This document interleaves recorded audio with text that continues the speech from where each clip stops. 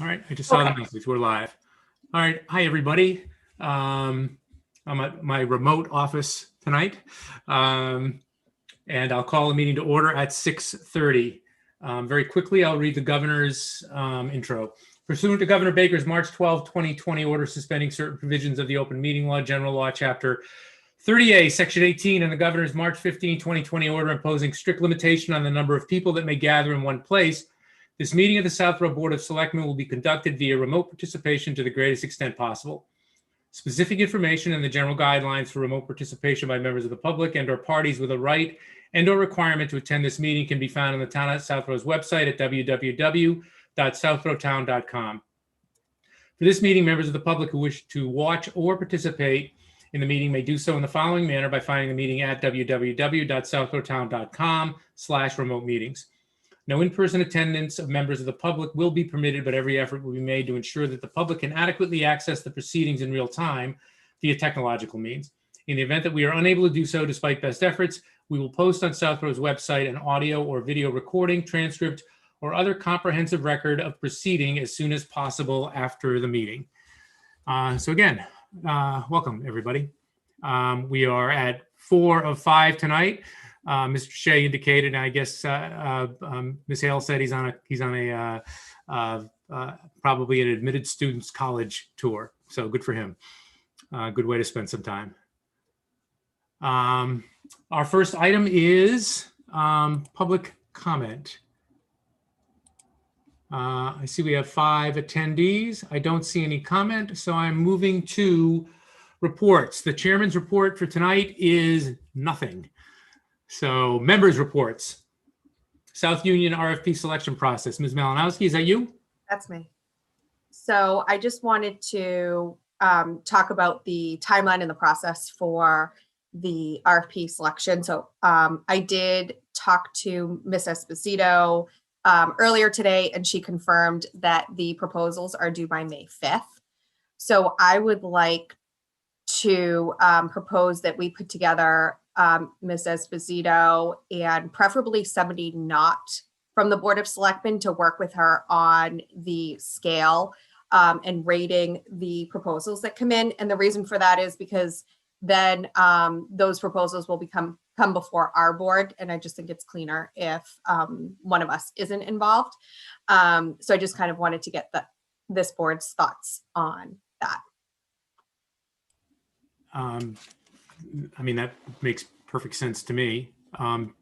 Lisa, go to you first. So I agree. It makes perfect sense. I would recommend, based on the work that's been done, that it be someone from the Capital Committee, myself excluded, obviously. But I think that makes a lot of sense. They've done a lot of the legwork and they're up to speed on South Union. So I would suggest that. Thank you.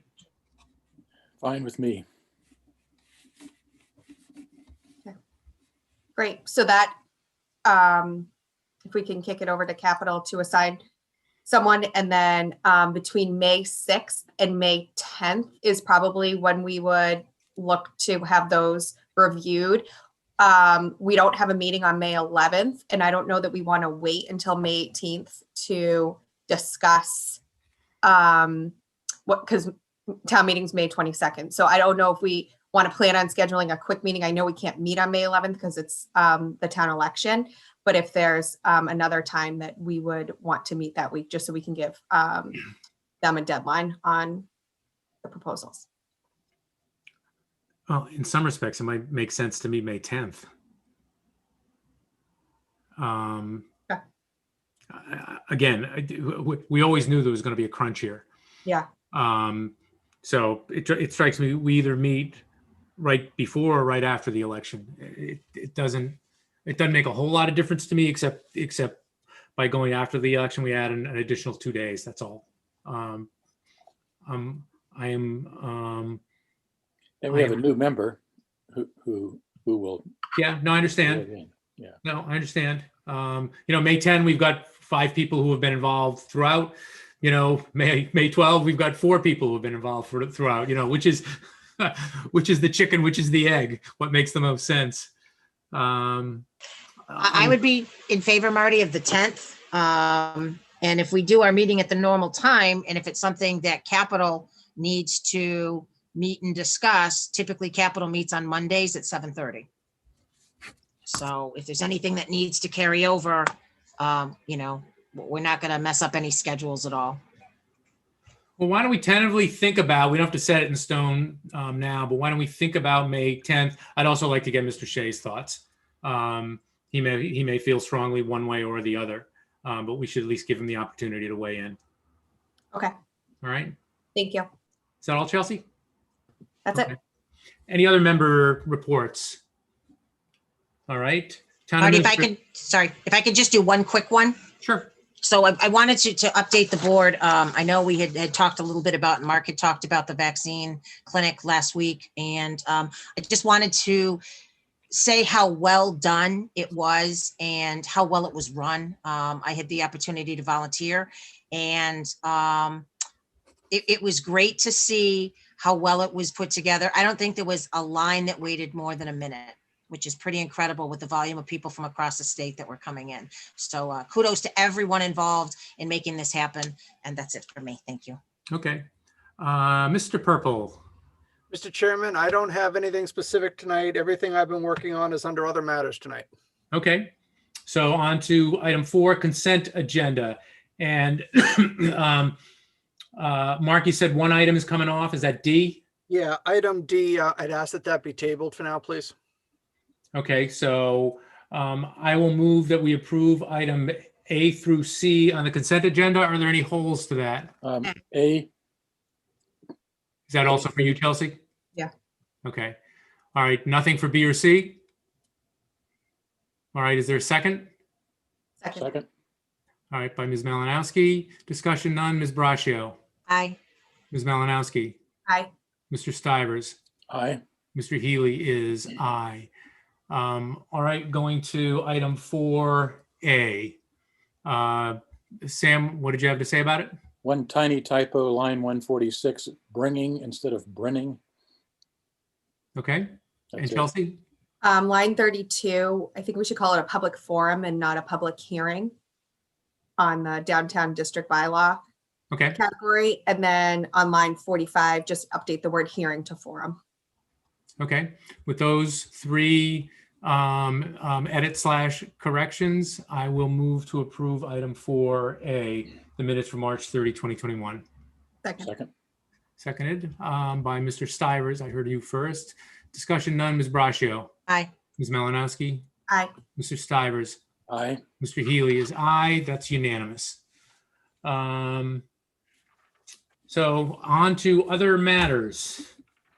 And Mr. Purple, do you want to update us on where we are? Sure. I had sent something out late to the board this afternoon. I apologize for the lateness of it, but trying to give you the most updated information so that you had it in front of you for this evening. And we'll we'll update the website with that information as soon as possible. You have you were also sent out an Excel sheet, which is just kind of the cheat sheet that I use to try to keep track of the warrant articles, and then set up motions, quantum of votes, recommendations, and then town meeting action. What I've done is, so the chair had me send out a list or send out an email to all the members earlier last week. And it's just to try to figure out which articles you'd like to discuss this evening and which articles that you have no holds on and, would feel comfortable approving. I think the chair's intention was to do an omnibus vote for those articles without need for discussion. And that was done. Of the 39 articles, I believe that there are 20. I'd have to do a count because I know that a couple were pulled off today. I believe 20 articles for the board to discuss. And they are noted on the sheet. And I believe that, we'll go through those and then positions can be taken. If there's anything tonight that the board decides not to take a position on, I suggest that it simply be listed as at town meeting. Advisory has done that in a couple of instances because some articles like the zoning articles are still in discussion at planning board. and things like that. I will note Article 38, which is the citizen petition, the plastics ban brought forward by Mr. Weishen, several other people. Town council had provided a pathway to have that article removed. Mr. Weishen had requested to have it removed, prepared the information for Mr. Weishen to go out and seek the signatures of the other 13 people who had signed off on that petition. Those signatures have not been removed. And so the understanding was if we didn't have it back in time, then that article will stay on the warrant when you close it, when you sign the final version tonight. And then Mr. Weishen can then take that up when it comes to the floor at town meeting on May 22nd.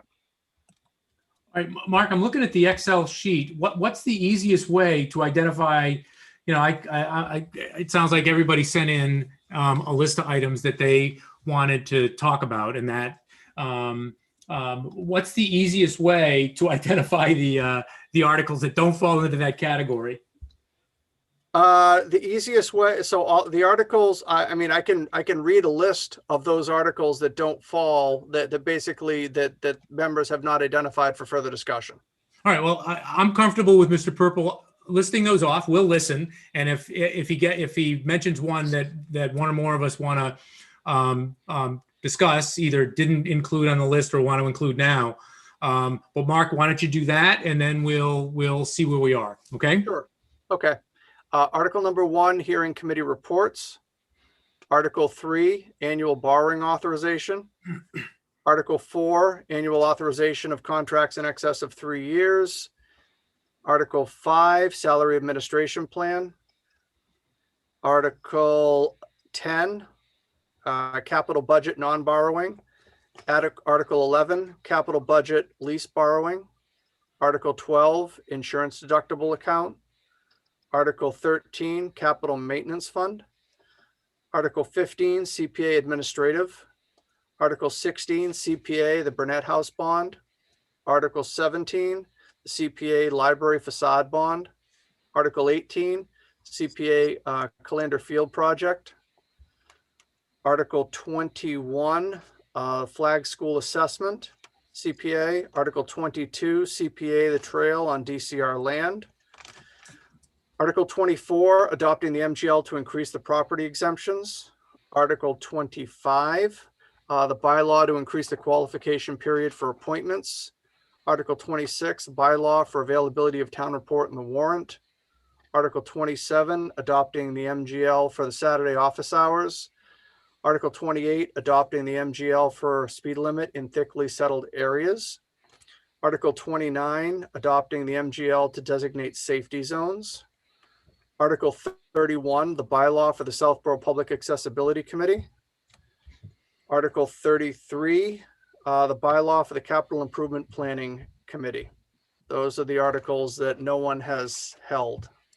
Okay, that's 1, 2, 3, 4, 5, 6, 7, 8, 9, 10, 11, 12, 13, 14, 15, 16, 19, 20, 22. 21, 22.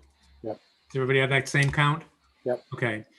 Now I am assuming that if those weren't held, that those are, and maybe I'm wrong, that those are articles that no one has an issue with in terms of voting in to support. Am I right about that? Okay. Yeah. All right. Then I will make the omnibus motion for those items that were listed, the 22 articles listed by Mr. Purple, that the Board of Selectmen vote to support those articles at the 2021 annual town meeting. Second. By Ms. Braccio, discussion. None. Ms. Braccio. Aye. Ms. Malinowski. Aye. Mr. Stivers. Aye. Mr. Healy is aye. All right, now we just have to march through the others. Are we done? I know it feels like there's some finality there, but there's not. The first one, though, will be, everybody's fine with that. I mean, there's no, just go chronologically. I mean, I don't think there's any reason not to. All right, the first one is just, item number 2 is the acceptance of pilot payments.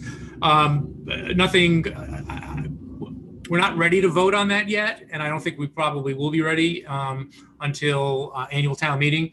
But I think everybody's aware that I've been having intermittent meetings with representatives from St. Mark's and the Fay School, and reported on them last time. We'll report again this time. Those meetings have gone well. I think there is going to be favorable information on the donation front. The pilot is a bit of a misnomer. I think, Mr. Stivers, as you found out last week at a meeting you attended, there really is no such thing as payment in lieu of taxes. There are voluntary donations by nonprofits that they can choose or choose not to make. And as I said, I'm hopeful. I've been optimistic from the outset that the sort of change in tone, the change in focus and discussion with the nonprofits was going to yield better results than the adversarial relationship that seemed to have existed, at least in some part, in the past. And I remain hopeful of that. So that was just a quick update on that. And I think otherwise we're ready to move on to, Mark. Just to make sure that everybody understands, this article is not necessarily to accept a specific amount. This is simply to authorize the Board of Selectmen to accept any monies received, in the fashion of pilot payments. So we could do that without specific amounts in it, Mark? Correct. This is basically just giving the selectmen the authorization, the blanket authorization to accept it. It's an annual article that's put on here every year, and simply allows you to accept donations from tax exempt organizations and determine the disposition of those funds. Okay, well then I'll move that the Board of Selectmen support Article 2. Second.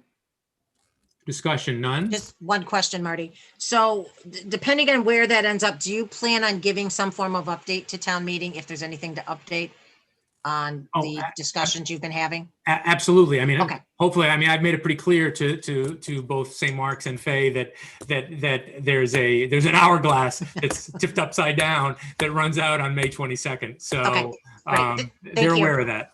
Okay, thank you. So that was additional discussion. Any more? No. Ms. Braccio, Aye. Ms. Malinowski, Aye. Mr. Stivers, Aye. Mr. Healy is aye. And we're on to, that's approved unanimously. We're on to item Article 6, which is adjustments to the FY 2021 budget. Yeah, Mr. Chairman, I would suggest that the board vote this at town meeting. At this point, we do not have any.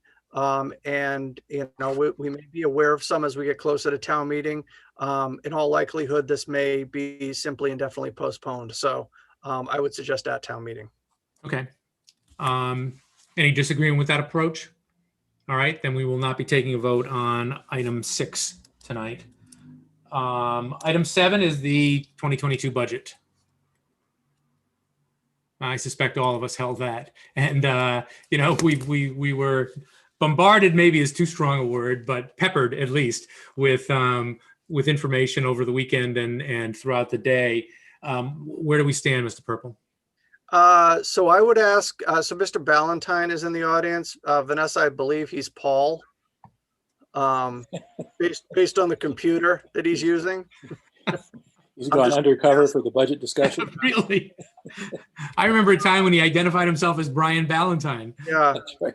Yeah. Although it's not a bad time of year to have an alias either, too, when it comes to the budgets. Hi, Paul. From my perspective on the budget, Brian can speak to some of the small tweaks that I think that we've made to the budget. We've got some additional information from the state that we thought was worthy just to make a couple of small tweaks. The only 2 items that I'm aware of, advisory is going to be voting a small change of a little bit more than $1,000 to their budget at their meeting this evening. And I believe that Board of Health met earlier this afternoon. They made some changes to their budget. I don't have anything official yet. I think I would offer to either Ms. Malinowski, Ms. Braccio, or Mr. Stivers, who could speak to it, who were watching the meeting and can can talk about this, but I know there was some proposals on the table, I think, that were being shepherded by Ms. Cook. And my understanding is those didn't come to fruition. So if somebody else wanted to speak to this, that's fine. I don't have, the bottom line is I don't have a new number yet from Board of Health. And as we know, as an elected board, it's their number that goes to town meeting. So I don't have that information yet. So Brian, I don't know whether you want to speak to some of the small changes that were made to the budget over the past couple of days. Mark? Before we get to Brian, though, Sure. I mean, the Board of Health can't hold a warrant hostage. They can't. You're carrying in the budget right now the last number that they voted that we have. And And I think the know current that number, Mr. Litch just put up a number in the chat, and I understand that. Unfortunately, that number should be coming from the Board of Health. right, Um, and that's my understanding also, and also it should come from the Board of Health, and I think they're planning to get to you ASAP here with it, so. Okay. All right. Well, with that, why don't we go to Brian just to update us on the last minute tidbits that came in. Sure, and just one update, I think we did hear that the Board of Health, the advisory just, because I'm kind of listening to advisory too, and they just voted down, the Board of Health voted against their budget due to the admin staff that they will not bend on. So that I think was unanimous from advisory, but I'm sure you'll hear about that more. There's just small tweaks we did in the budget. The Ways and Means Committee released some more updated local aid. It wasn't a huge change. I'm trying to remember how much it was. It was to the good, but it was About 20. How much? I'm sorry. I think about $20,000. It wasn't much on the revenue side. They really dropped down the charges on the backside, which is where I think we gained about $19,000. Only about $1,000, $1,500, on the front side. Yeah, I was going to say 19. And another tweak that kind of offset that was the aerial truck money ended last year, and I still had that in the budget, so as a revenue. So obviously, unfortunately, the aerial truck came to its conclusion. So that was a great little 10-year thing that we had going. With MIS or IT, that $5,000 for server work was over a period of years, not 1 year. So it was actually over 5 years. So we eliminated $4,000 from the IT budget and kept $1,000 in that line item. I don't know if there has been anything else since you last got updated. I think actually that's it. We're now 99% of the way there. So. Well, less important than from when last we were updated, from what is in the warrant. Does what you just described, did all of that, did you or Mark have enough time to get it into the warrant? Yes, everything's updated in the warrant. Obviously, again, with the exception of what happens with Board of Health. But again, that'll go in as they last voted. So that's that. Okay. All right. Before we get to how to deal with wording the motion, given where we are with Board of Health, any items that you want to raise or comments? I'll go to Ms. Malinowski first. I've been starting with Ms. Braccio a couple of times. Yeah. So Brian, can you just refresh my memory on where we're at with the IT budget and how we've allocated those funds? So the IT budget, I got to remember now how we did this. We obviously have Jason, the new IT director's salary in there. We put the funds in I believe it was in the salary area for the part-time amounts. Yes, it was it was another $95,000 for a second full-time employee. That was the 95,000. Whether that comes to fruition or not, or it's. We put that in part-time salaries? Is that what you said? Well, I think No. it's actually in technically. It's in full-time? Full-time. Yeah. So I feel very strongly that we need to fix our cybersecurity issue, and I want to make sure that we have the appropriate funds to do that. And I'm not convinced yet that hiring a second person is really filling the biggest risk that we have right now.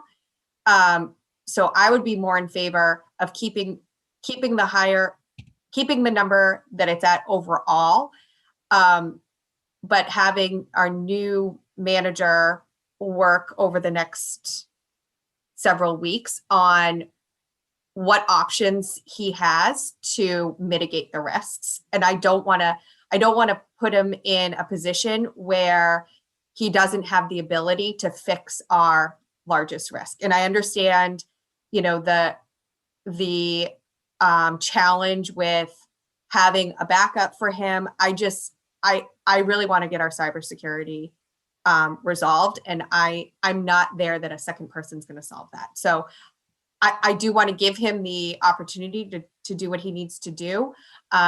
So I would rather see his progress and understand from him as he works in collaboration with other boards and committees on what needs to be done.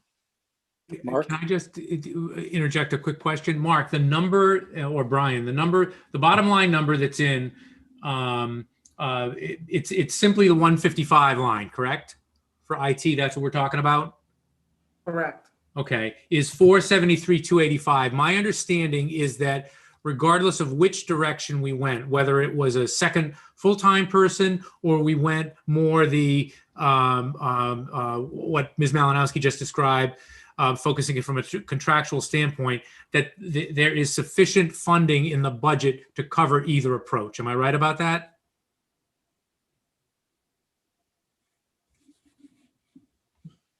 That was the intent. Okay. Yes. Question? Mark, you agree with that as well? Yeah, I think, like I said, I met with the new IT manager today. And, I think the goal is to try to give him as much latitude to try to put this together in the way that he feels best. I mean, he's had, 8 to 10 hours under his belt today. That's it. He's still trying to figure out where his seat lands. I'm not sure he got to it today. I think that if this budget goes forward as is, he's got the resources in there. I agree with Ms. Malinowski. It may not be in the right place, but I think the resources are in there. If we can figure that out between now and May 22nd, we can prepare an amendment to address it. And if we feel that we're comfortable with this moving forward, then it's something that we could always permanently address in October. The board is committed to having a special town meeting. So it depends on how quickly, we're able to pull something together. But again, I don't want to rush this. I think we see the pitfalls of trying to rush into things too quickly. So I think that's where we stand. Mark? Yeah, Sam, go ahead. Question. Is there not an amount for consulting contract work in there as well? I thought we had $40,000 or $50,000 in there for contract work. Brian, did we up that? It was at 30, I think, that we're carrying in there. 50. 50? 50. Yeah, Good I guess memory. I certainly agree with Chelsea that cybersecurity is a critical risk here. But I don't think that the second person is necessarily the one who's going to be dealing with that. I think there's plenty for a second person to do. And I'd reinforce that we've got expertise on the MTC that is outstanding in terms of cybersecurity and can help Jason and others figure out what to do there. And it may involve potentially some specialized contract work to shore things up.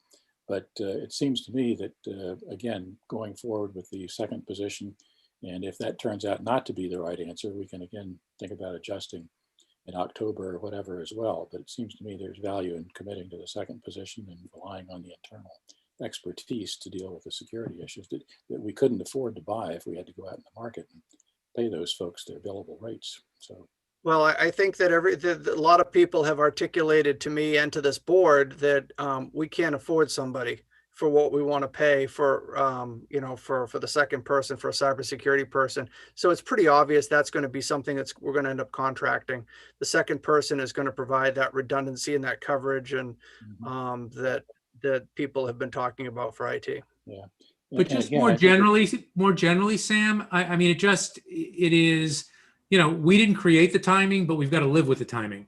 And it just strikes me as courtesy isn't the right word, but as a matter of comedy, that we should, before locking something in, since we've got the flexibility between now and town meeting, to see what the new IT manager thinks. He may have a completely different view. I suspect that it's going to be, somewhere in the spectrum of sort of the two approaches we've talked about. But I just think it makes sense, since we've got the number in the budget that allows the flexibility to go either direction or somewhere in the middle. I just think it makes sense not to try to make that decision tonight. and I'm okay with that before town meeting here. I just think that by that point, we ought to have a pretty clear picture. And again, ultimately, there should be flexibility. If we put the money in salaries or whatever, you need to move it. Presumably, we can do that as well as we go forward. But I think, again, long term, we're going to need, I think, the two people there. So are we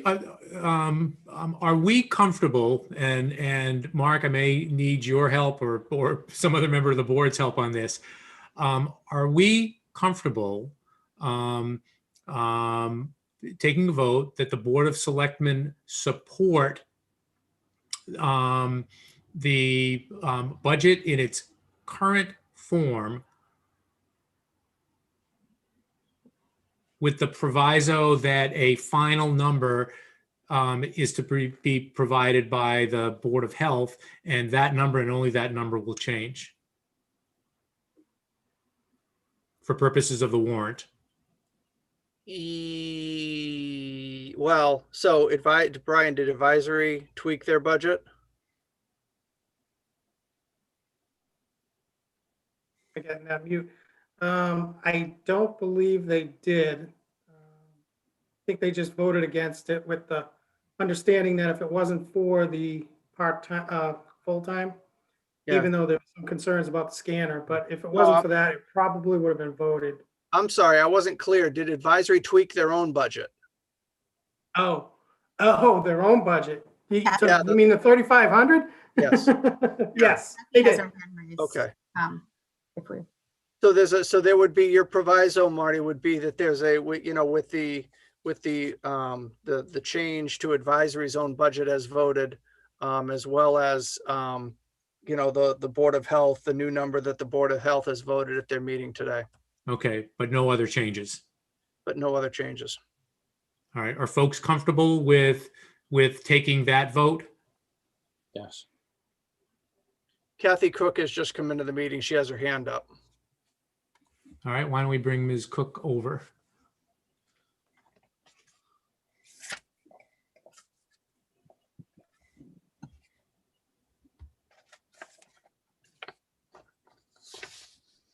Once Kathy comes over, can you read that motion again? wrote it Read. I don't know if you wrote it down, but I'm not comfortable approving the Board of Health budget today. So I have concerns. I think probably the same concerns that advisory had on the admin and why it's being done this way. So I don't know if that will affect the motion that you sorry. made. Go ahead, Mark. I'm sorry, all I was going to say is you're not really approving the number. It's whether you're recommending it or not. It's going to be the issue. I mean, advisory's number is their number because they're elected. So that number goes in. The question is whether, is a question of whether recommendation or not. Yeah, Okay. I can tweak the motion. I mean, where I would like us to be is that we support the budget that we're putting forward, but reserving. I mean, we reserve generally. Obviously, we can take another vote between now and annual town meeting on any specific budget. Hey, Kathy, I'll be with you in just one second. But if there's discomfort with even supporting the Board of Health number right now as part of the warrant, then as Ms. Cook's talking, I'll think about some language that might address that in the motion. Hi, Kathy. Hello. This was so timely. So we just finished the advisory meeting. I said, I'll jump on to Board of Selectmen, see if I can let them know what we just did. And you guys were talking about what we wanted you to know. So very, very timely. So we have voted, we had 5 members there tonight. So the vote on the Board of Health budget was not to support the Board of Health budget 0 to 5. So no one voted for it. And it was because of their inflexibility with the admin position. I went to the meeting this afternoon. I tried again. I thought Mary Lou had changed her mind, but she didn't. She called me early and said, I'm not going to change my mind. They only had 2 people there. So the 2 people voted to keep Barbara Speary as a full-time person. But of course, they really haven't dealt with the fact that Barbara Speary works for 2 departments. So where does that leave possibility? So that hasn't been worked out. He's still got hours in his budget for an admin, and he thinks it's Barbara Speary. So that's got to get worked out. But we felt like we have bent over backwards to try to accommodate what the Board of Health wants for fiscal year 22. We explained more than once that if you put Barbara in at 24 or 40 hours, then we can't get any CARES reimbursement for the extra hours that she works there. Possibility has shown total flexibility in trying to work with them. I mean, just bent over backwards saying whatever they want, they can get. She can work down there. She doesn't have to come up here. We'll get her a new computer so she can access the assessor software, the few hours that I really need her for. And no. So we said, okay, well, you know, we tried. We worked with you on everything else, and this is the one thing that, you know, we're just kind of throwing money away by doing this. Now, one thing she did bring up that you guys may want to deal with is one of the reasons for not doing this is because of the concern they have that even though Carla has said she will apply for CARES reimbursement for Barbara's excess cost, apparently Carla has said she won't do that for fiscal year 21, which is perplexing. I don't know why, but that's one of the reasons the Board of Health gave today for not wanting to reduce Barbara Speary below 40 hours. I don't think they're relevant. I mean, she said she'll do it for fiscal year 22. I don't know why she won't for fiscal year 21. I don't know why it's different, but that's one of the reasons too. So I said, you know, we're going to address this. We're going to try to continue to maximize the CARES Act reimbursement, but that was their logic tonight. So there it is. Okay. So we don't intend to support that budget. And then we just needed to, so we want to see what you guys do and then try to come up with an agreement between the advisory and board of selectmen as to what to do at town meeting, assuming, so that we do go to town meeting with an agreement. So then we know what to do at town meeting one way or the other. So we're waiting to hear what you guys think. And then we've got time to decide what to do. But we did want to send the message to the Board of Health that we did vote against it, 0-5. Kathy, did you, can you speak to the changes that you made to the advisory budget? Our 40% increase in our budget. So when you line up percentages year over year, guess who wins? Advisory. But of course, when you start with 2,500 and add 1,000 to it, we realized a few weeks ago that we're over budget for fiscal year 21, which is kind of embarrassing because, you know, we think that we probably shouldn't be. We've set the standard for how you do budgets. So we didn't want to be over budget again for fiscal year 22. So Mark, we added up what the cost of minutes are, we think, for its own minutes. We don't do anything else. And we think that 3,500 is about $200 to $300 more than what we really need. So that's kind of the long and short of it. So. Okay. So we hope you support our $1,000 so we don't have to ask for 2 reserve fund transfers in a row. Big salaries. Yeah. So anyway. Well, I guess the easiest thing then, since IT and the Board of Health are the 2 that remain up in the air. Does anybody disagree with that? No, right? Okay. That I will move that the Board of Selectmen advance the Article 7 to the warrant, and that we support the budget as currently compiled, with the exception of the technology line item and sub-line items, and the ultimate submission, we don't have a number yet, by the Board of Health, and we will determine whether or not to support those numbers on or before town meeting. Second. All right, are folks comfortable with that? It was a little bit I tried not to make it too long-winded, but basically it's reserving. I don't think we really need to reserve our rights in order to be able to exercise them, but just to make it clear that those are two budgets that we are specifically not supporting as of April 20th. Okay, does that make sense? Yep. Kelsey, you seem, So I'm supportive of the IT budget, but do I need to know if I'm supportive of salaries versus operating expenses tonight? Like, in order for, Yeah. like, I think it's important because I think if we're going to debate this on town meeting floor, I think it's important that it's printed in the warrant on what the position is. And if Board of, and then on the flip side, if Board of Health is going to, so I did have the opportunity to watch the budget discussion today.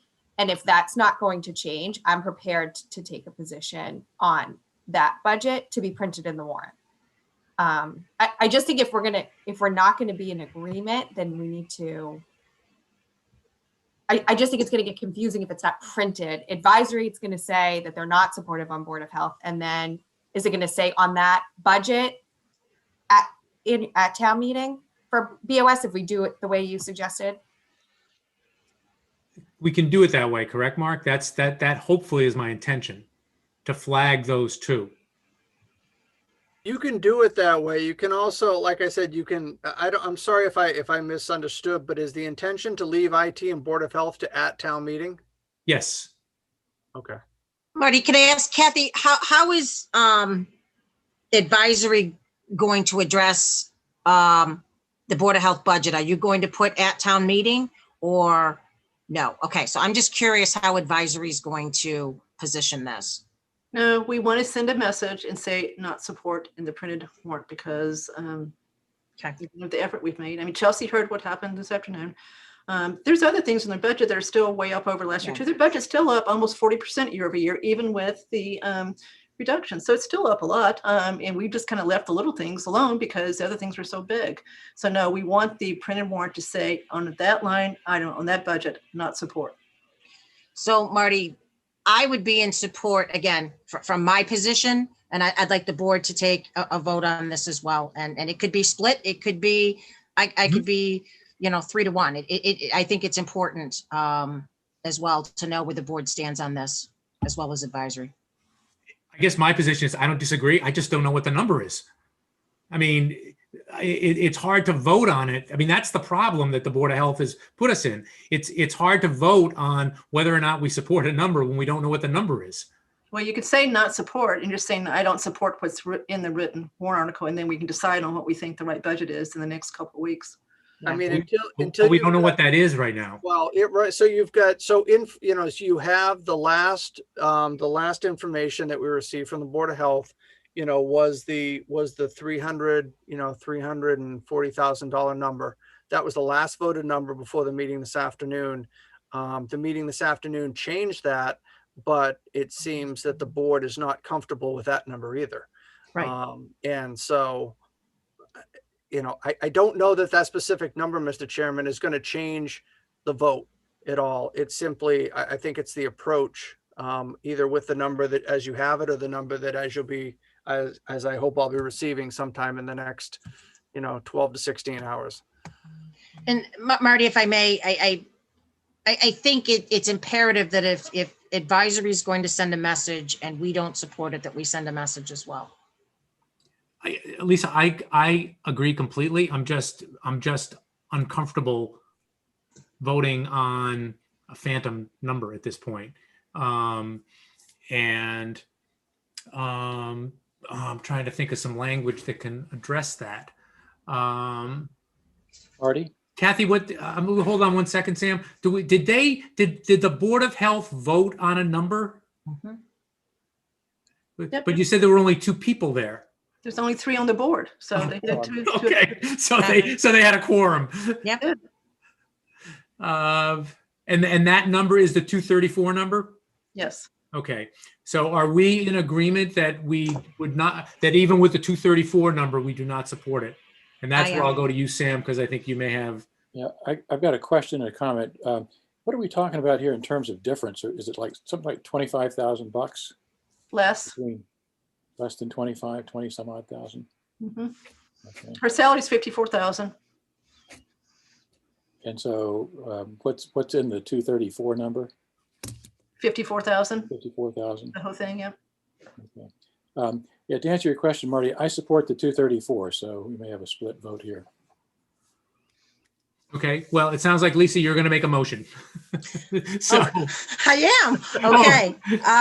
or do you I want make- me to make the motion and try to Go ahead. incorporate your comments? Go ahead, that's fine. Okay. And that is that the Board of Selectmen vote to support the FY22 budget as currently constituted, with the following exceptions. The Board of Health, where we vote not to approve, and I guess, Did we split that? Because I support everything but the Board of Health. So if I have to vote on that one, then I'm in a tough spot to vote against the whole thing. all right, I'll try it again. All right, that the Board of Selectmen, I'll just take IT and Board of Health out entirely right now. That the Board of Selectmen, other than the line items for technology and for the Board of Health, votes to support the FY22 budget as currently constituted. Second. Seconded by Ms. Malinowski. Discussion, none. Ms. Braccio. Aye. Ms. Malinowski. Aye. Mr. Stivers. Aye. Mr. Healy is aye. Board of Health, I will move that the Board of Selectmen vote to support the Board of Health budget at either the $234,000 figure or the $357,000 figure, whichever of those the Board of Health ultimately presents as its final budget number. Move to that we support that. Second. All right, discussion. None. Ms. Braccio. Nay. Ms. Malinowski. Nay. Mr. Stivers. Yes. Mr. Healy is nay. So that fails 1-3. And now, what do we want to do with IT? Do we want to vote to support it at the number, the detail to be sorted out at between now and town meeting? Is that where people are? Yep. Okay. All right, then I will move that the Board of Selectmen support, that's line item 155, the technology item in the FY22 budget at the $473,000 and change figure, the specific subline item detail to be determined between now and town meeting. Second. By Ms. Malinowski. Discussion, none. Ms. Braccio. Aye. Ms. Malinowski. Aye. Mr. Stivers. Aye. Mr. Healy is aye. Mark, could you live with all that? Yeah, there's one thing, and you were moving kind of fast, so I decided to just let you go, and then we can just try to clean things up afterwards. The one caveat, I think, is unless you agree that your first vote to support the budget is currently constituted, with the exception of IT and Board of Health, includes the change that Ms. Cook spoke to of the $1,000 in the advisory budget. It was my intent to incorporate that in my motion. Okay, then yes, I can live with that. Okay. But All can right, I are we mention good? the other thing that we need you guys to weigh in on to help us before I go? So Mark, is the CPC article for the townhouse, as far as the language go, final? And does it still say 95% of the town has to vote to sell it, or 90%? It says 90% and it's final. CPC has voted it. Okay, so I'll go back and listen to what you guys say. I'm going to say bye to you in a second, but is it legal to ask the town to have a vote on a piece of real estate that's a 90% vote? Can you do that? I am sure that it is not, but that is a visceral reaction, not a researched reaction. I know that CPC had guidance ahead of time, both from town council and bond council, as well as the town accountant. And I'm not going to tell you the pecking order that the hierarchy of the advice received, how it played out. But I do think that there may still be some questions. I do expect there may be some amendments on the floor. Okay. Okay. All Are you right. done with us, Kathy? I am. Thank you guys for letting me come in. All right, sure. Thank you. All right. Bye-bye. All right. I suppose before we let her go, we should have found out how advisory voted on those other 3 articles they have open, but I'll have Mr. Ballantyne follow up with her. All We right. can- She can just send us a quick chat. Yeah, we can get that in the morning. So, Okay. There was a hold on item 8, the water enterprise budget. Discussion about that.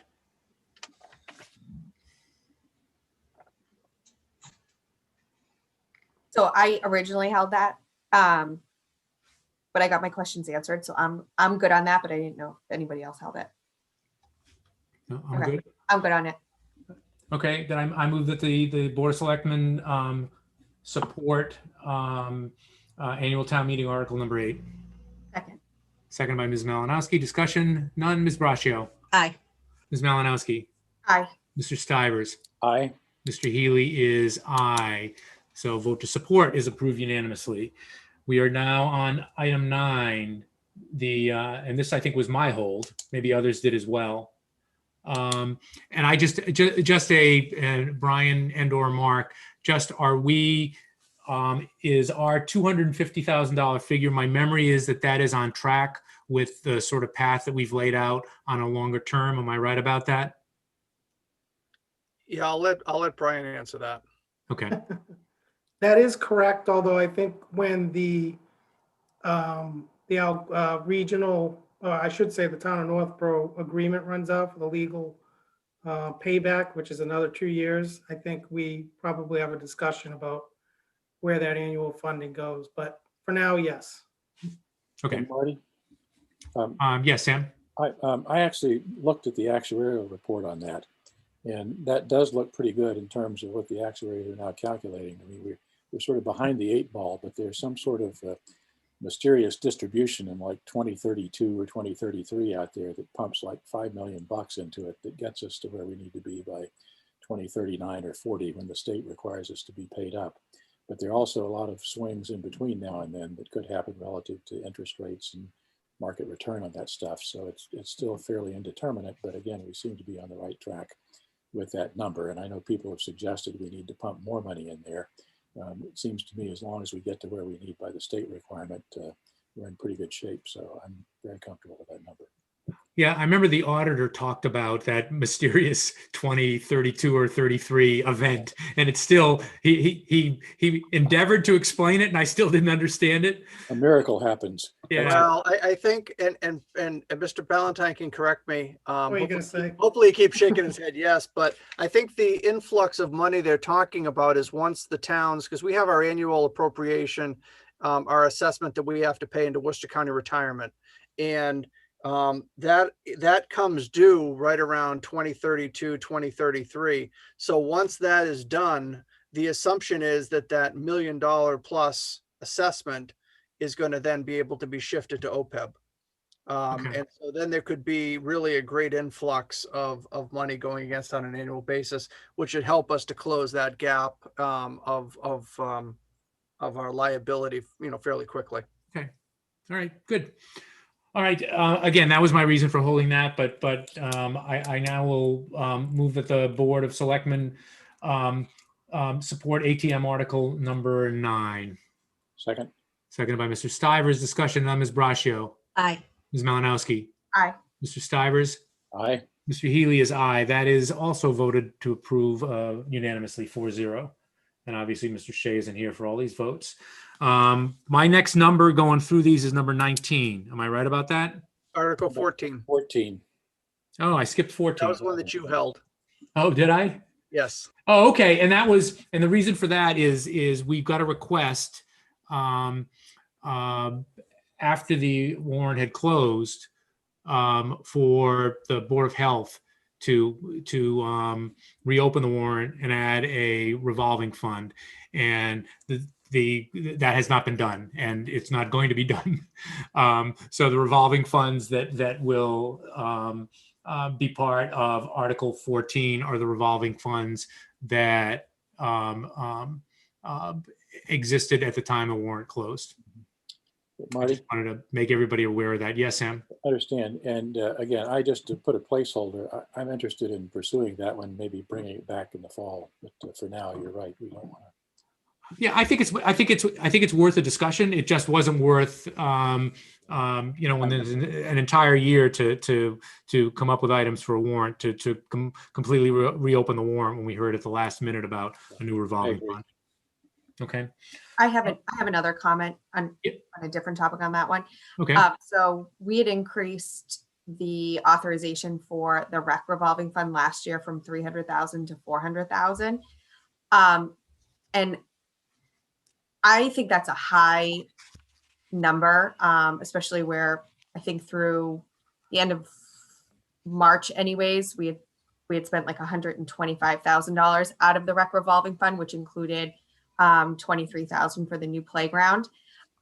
So that's just a number that's concerning to me. I just don't see why we need to have it that high. And with the new capital policy, I think we have some more controls over how it gets spent and the authorization that it has to go through to spend capital items from there. I just don't know that 400 is the right number. Yeah. I'm not so concerned about that, Chelsea, given that this year has been a COVID year and they're really getting geared back up. There's going to be a lot more revenues from user fees and so forth for FY22. I think my theory is I'd watch that for FY22 and see how that plays out. And if it turns out that that's far too big a number, then I'd be fine with scaling back there. But I'd be in favor of giving them some flexibility for FY22 on that one, personally. Mark, can I ask a process question on that? Sure. Mark, go ahead. Go ahead, Lisa. I think you just froze. She just froze.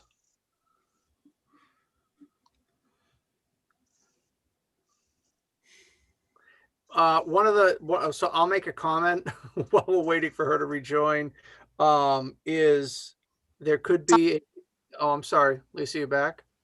Oh, yeah, sorry about that. Lisa, yeah. That's okay. I Okay, was filibustering until you came back. okay. Am I frozen? You You were. but you're good now. Okay, so did you hear my question? No. Okay, so if we approve this now, if it's something we determine as we move forward to the fall, that maybe we can watch this number, and is it something we can bring back and adjust? So, and I'll look to Mr. Ballantyne just to check me, but it may be, I know that in mid-year that the Board of Selectmen can increase the limit as listed here. So in other words, if 400 wasn't the right number and we found that it was actually more, the board could increase the number.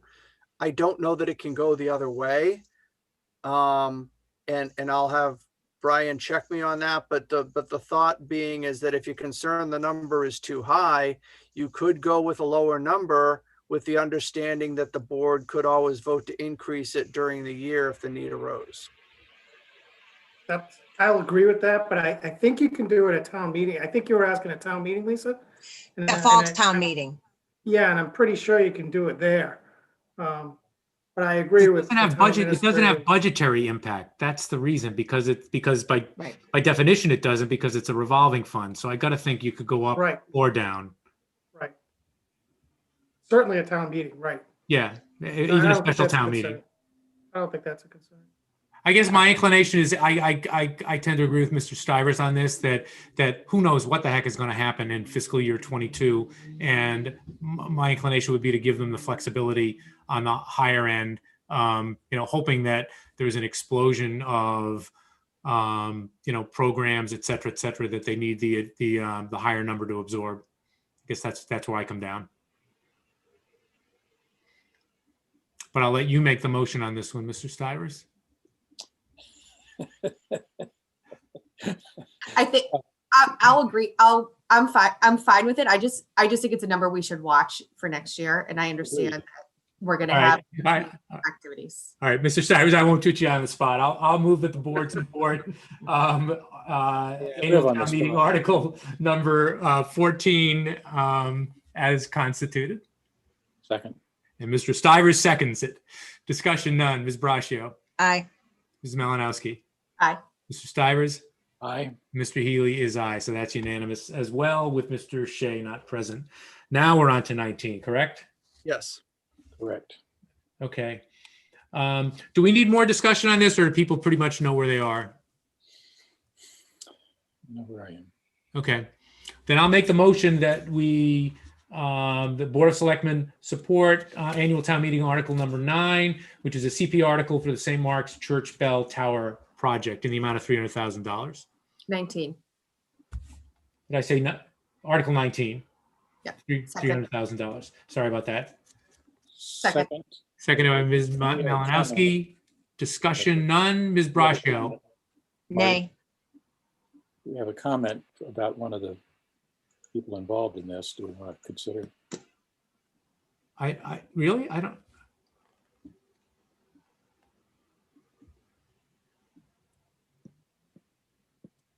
Mr. Weller? Yeah, that and just I don't disagree with the statement that the $300,000 is for partial funding of the remaining project cost totaling $627 with the remainder raised by St. Mark's. I'm just using it as a shorthand for us. None of my motions change the language of the particular annual town meeting articles. Yeah. But thanks for the update on the information. So with that, motion that we support annual town meeting article number 19 as previously stated. Was that seconded by? Somebody seconded. I do. Think I'm going to hang it on Chelsea you, did. Mr. Stivers, again. I think I did. Discussion none. Ms. Braccio, Nay. Ms. Malinowski, Nay. Mr. Stivers, Aye. and Mr. Healy is aye. So I guess that is a 2-2 vote. How do we list that in the tally, Mark? Just as a 2-2 vote or ATM? It would either be, I think it would either be no position, or if the board is more comfortable as a whole of putting it at town meeting, but you did take a position, which essentially is a split vote. But not with everybody here, though. I guess my inclination would be at town meeting. Just because of the one way or the other is going to be a fifth person to presumably break this tie. Are folks comfortable doing it that way? Sam is, For me. Chelsea That's fine. and Lisa? Okay, so ATM, Mark.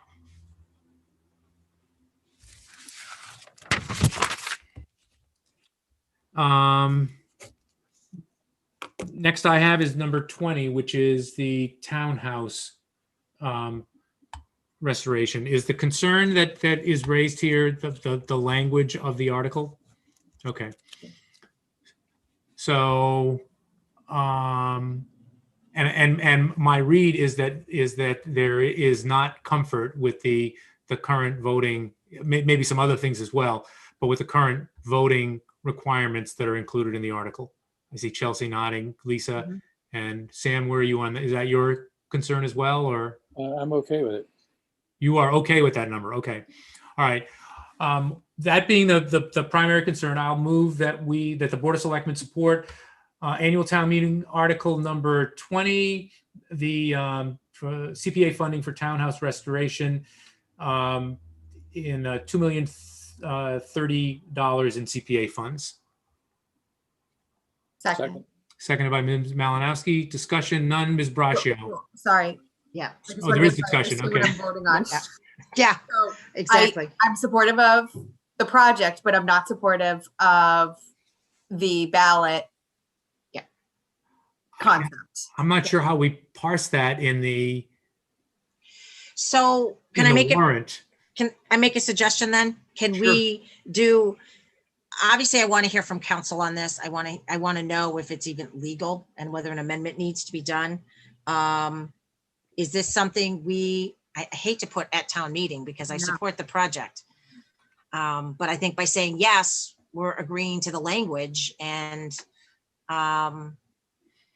I think the language that high interferes with the Board of Selectmen's right to be able to dispose of property.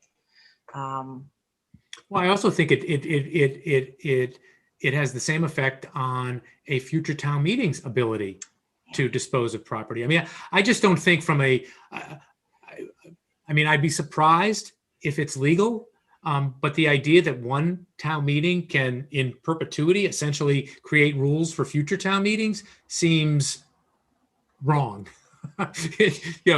Very legal term. It seems wrong. Except one town meeting can buy property that binds a future town meeting to pay for it. So it works both ways, I think. Well, but that future town meeting can sell the property. I Right, mean, but not forever. Right? But I don't quibble about the language so much, and it may indeed be legally questionable, but it seems to me, my theory is that we ought to make it very difficult to dispose of that property. And whatever mechanism works for that, I'm fine with. But I think the current language would work if it's legal. If it's not legal, I would be interested in finding another way to make it equivalently difficult to sell. Mark, could we put in the warrant that the Board of Selectmen support the project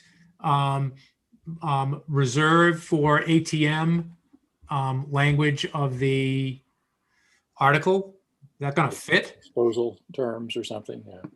What about just pending legal opinion? Yeah, but it's not. I'm just honestly, it's going to have to be. No.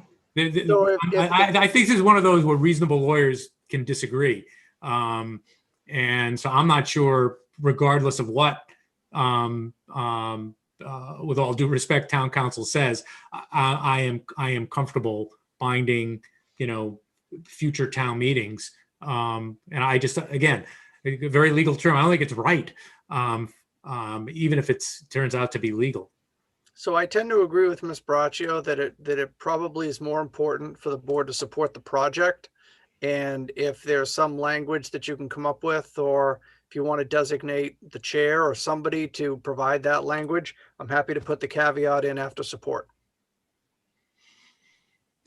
The only thing I'm concerned about was what is it going to say? So it's going to say Board of Selectmen support the article, but reserve as to the language of the article. Can we put that in the tag? Is that going to fit as the way the warrant is structured for presentation at town meeting? So it will. So underneath each article, you have who it's proposed by and the selectman recommendation, advisory recommendation, and then a summary. Usually it's either support or not support, but there is room if you wanted to put something else under there similar to what you just said. All right. Are folks comfortable with that approach?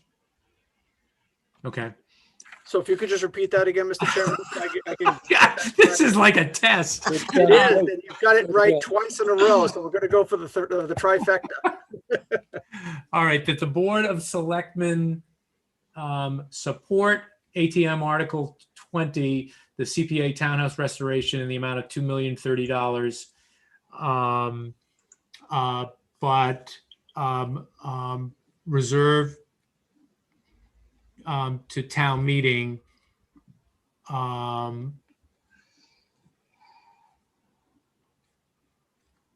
pending review of the language of the article. Okay. Relative to disposition approval or more specific? I just think I don't think we have to be that specific about it. I mean, we all know what the review is that we want. Okay. How about reserve at town meeting pending review of motion? It's fine with me. Works. I'm trying to make it small enough. I know. Okay. Small print. Because I think really at the heart of it is the motion. The motion is what town meeting will vote on. The article is what provides notice. Okay. Even so, with CPC, the article pretty much is what the motion is, but. And that accomplishes what we want to accomplish, giving notice that we support the project, but expresses concern about the language. Okay.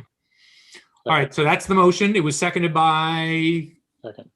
Mr. Stivers. Further discussion? None. Ms. Braccio. Aye. Ms. Malinowski. Mr. Stivers. Aye. Mr. Healy is aye. So that we're leading the league in long motions tonight. We then, I think, skip right all the way to 23, right? 23, Article 23. and that's at town meeting, Again, I would correct? suggest at town meeting. Okay, I don't think we have to take a vote on that. That's just going to be reserved to town meeting. And the next one I have is number 30.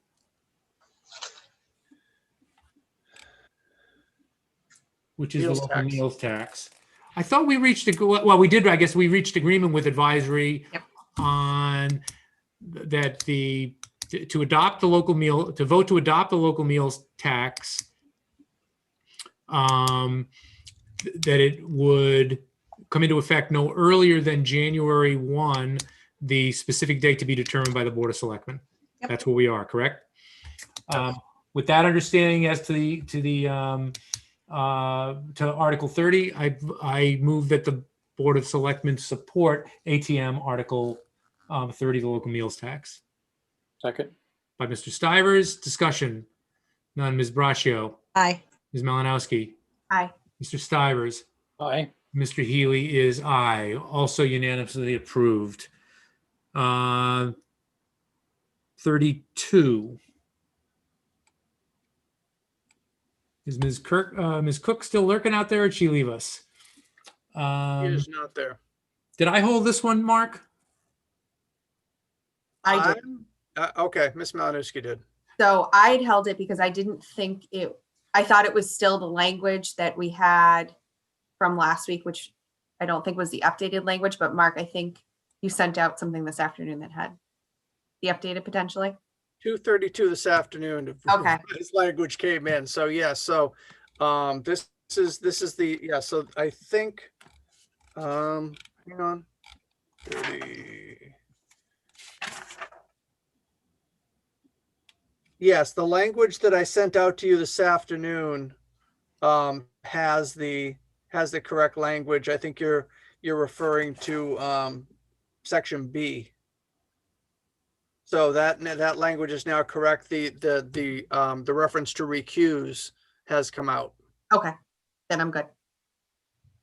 I just wanted to make sure we had the updated before we voted. Yes, you do. Yep. That's why you got it so late. So sorry.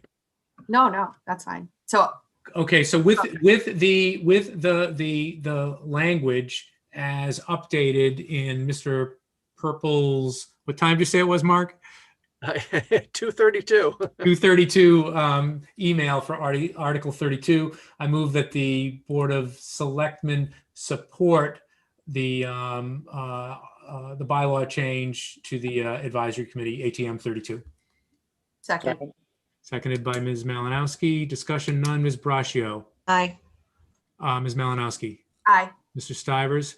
Aye. And Mr. Healy is aye, also unanimously approved. 33, the capital improvement planning. We voted that one. We're okay on that. You voted that in the omnibus. Oh, that was in the omnibus. Oh, okay. I got it listed twice. So we're on to 34 then? Yes.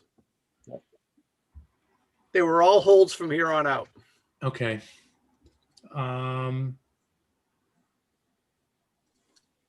So I did not hold 34. I didn't. I believe that one may have been me.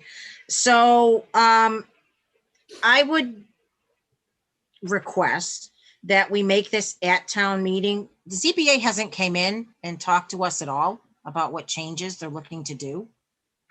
Okay. So I would just request that we invite them between now and town meeting and then give a position then. It's fine with me. Yeah, okay. I see nods. All right, then we're not going to take a vote on that one. That's ATM, Mark. What's next?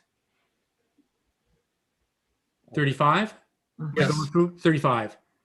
Outdoor illumination. All right, and I invited Ms. Houlihan, and she is here. Mr.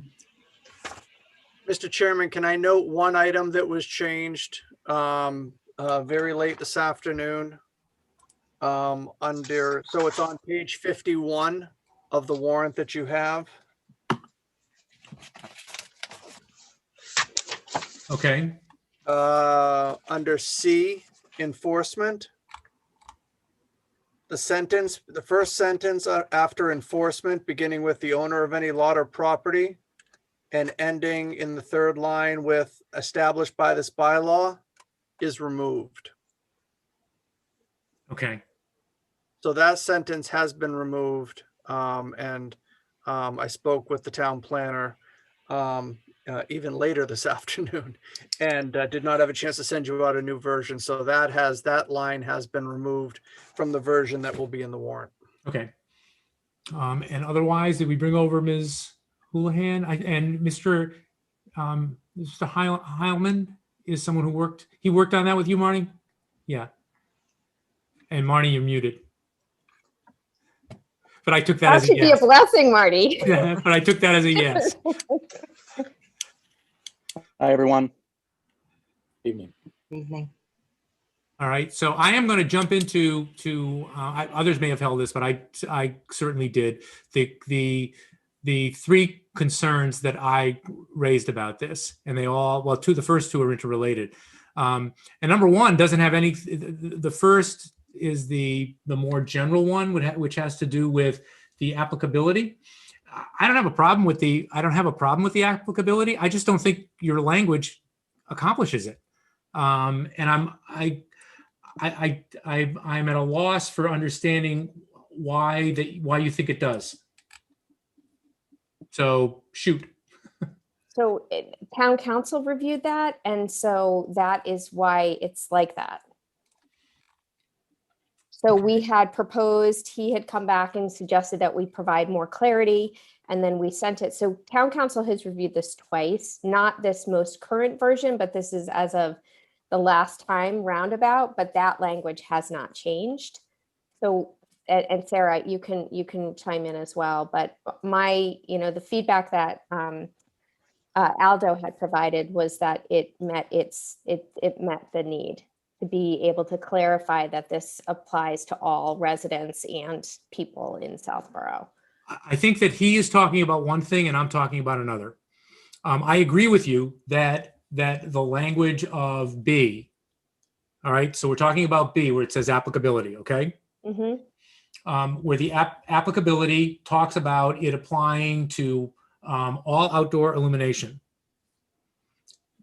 And then it lists various exceptions.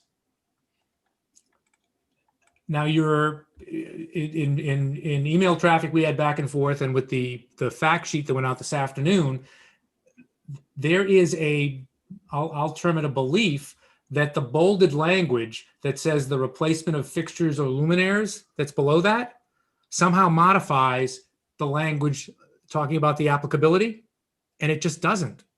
There's nothing in there that modifies the language above, and I understand what you're trying to do with that, which is make it clear that when somebody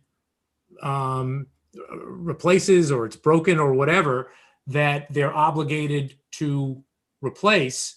And that's fine to include that in there, but that does not modify the fact that all outdoor illumination is, I think, covered as soon as this bylaw is adopted.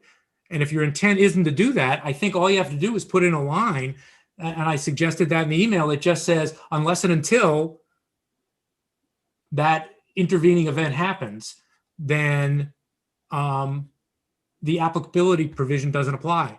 Because otherwise, I think it does. And so you're doing what you don't want to do, which is making it immediately applicable to everybody in town. Does that make sense? I guess so. Sarah, go ahead. Yeah, I think I'm following.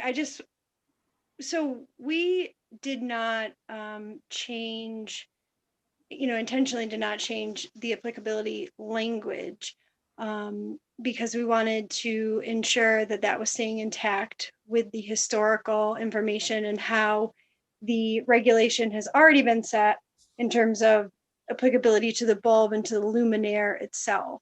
So I guess, yeah, that's the applicability as it changed. So I don't know where the connection is between that and the replacement clause. But you want to modify applicability. You don't want your bylaw to be applicable immediately. It is already no, it's applicable to immediately. everybody. I mean, it's already applicable, right? I mean, I guess that's the but it's not, because in other words, your fact sheet says that it's not, that everybody doesn't have to go out and change their outdoor illumination immediately. Correct? Yeah, if I could Based chime on- in, I think Based on what? What I- language in your bylaw says that? There's none. yeah, I think, Mr. Chairman, I think I understand what you're saying, that we are, the new bylaw makes one change in that 3,000 Kelvin or lower bulbs are now what the standard would be. And we have one statement that says, it's applicable to all illumination.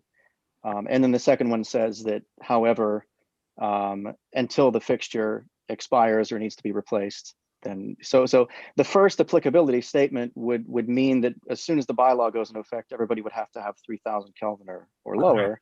Right. Yeah. So and yet the second one, yeah. So I think whatever language we could use there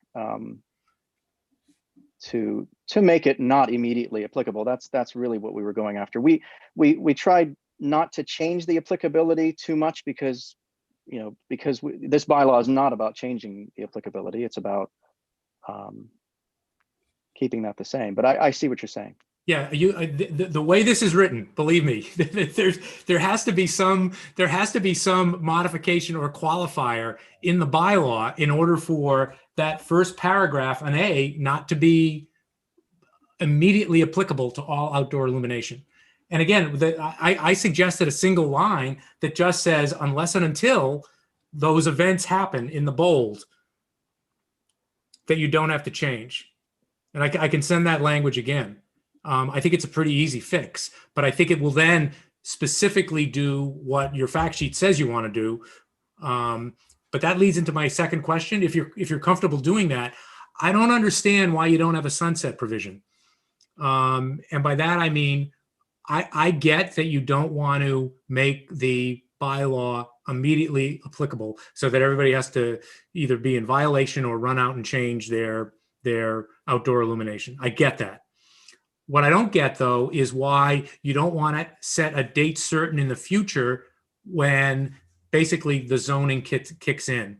Because the way it's written right now, there's never going to be any certainty about what bylaw is applicable.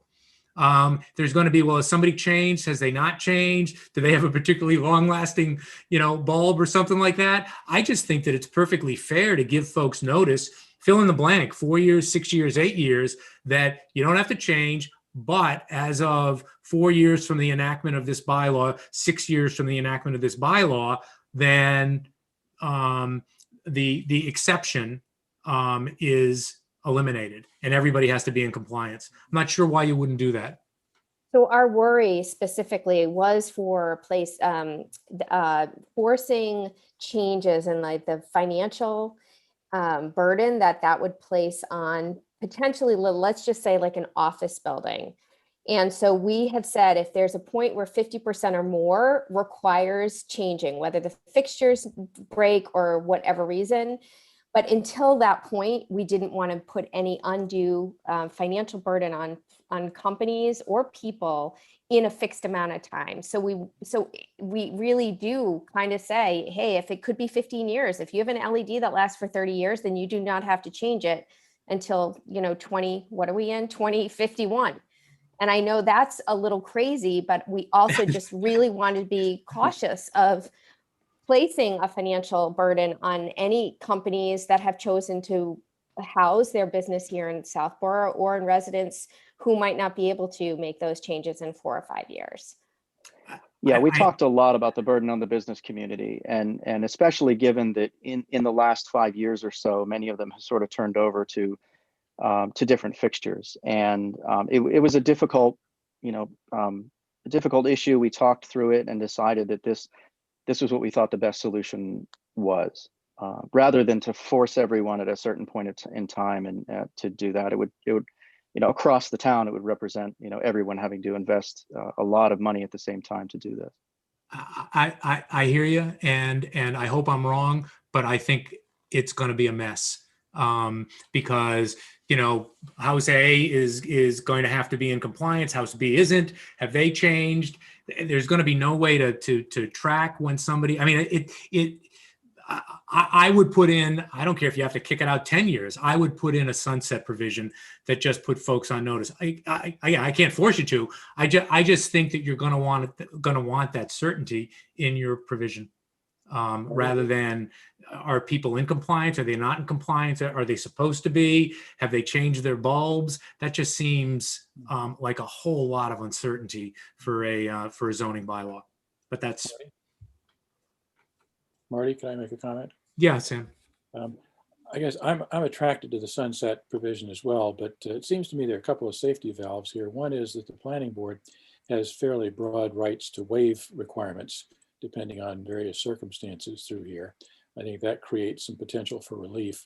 I think we also have the opportunity down the road, if we do set 10 years or whatever the number is, to take an assessment, 5-7 years down the road and see, is this something that's likely going to create substantial hardship on people, and come back and amend this to give us another 5 years or whatever the reasonable time period is. So I think that I'm generally in favor of the sunset, so people can plan accordingly and we can assess, is it a big deal or not, and modify accordingly.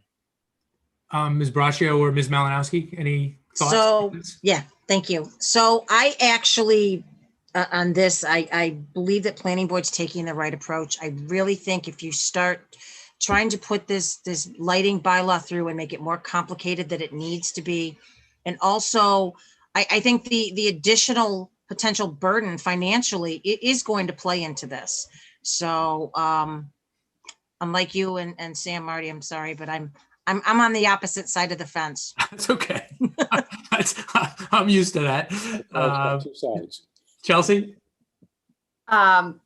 So I guess I would be in favor of the 4, 6, 8 years if Marnie hadn't just said that somebody could be okay for the next 30 years.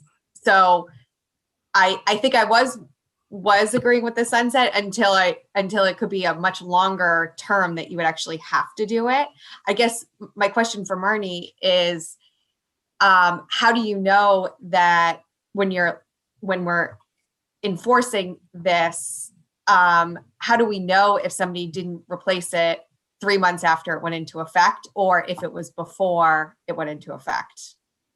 So I think, to be honest, most of this policing is going to be on the industrial and business side. I don't think you're going to see residents. I think what we will see, technology, much like emissions with companies requiring emissions to help our global environment. I think we're going to see the technology change, and that stores will not be necessarily offering LED lights that are over a certain Kelvin.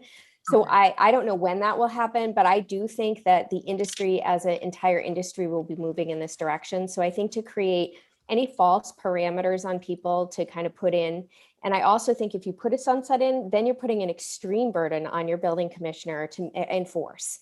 And I think we can avoid that entirely by just allowing people to kind of make the right decision environmentally.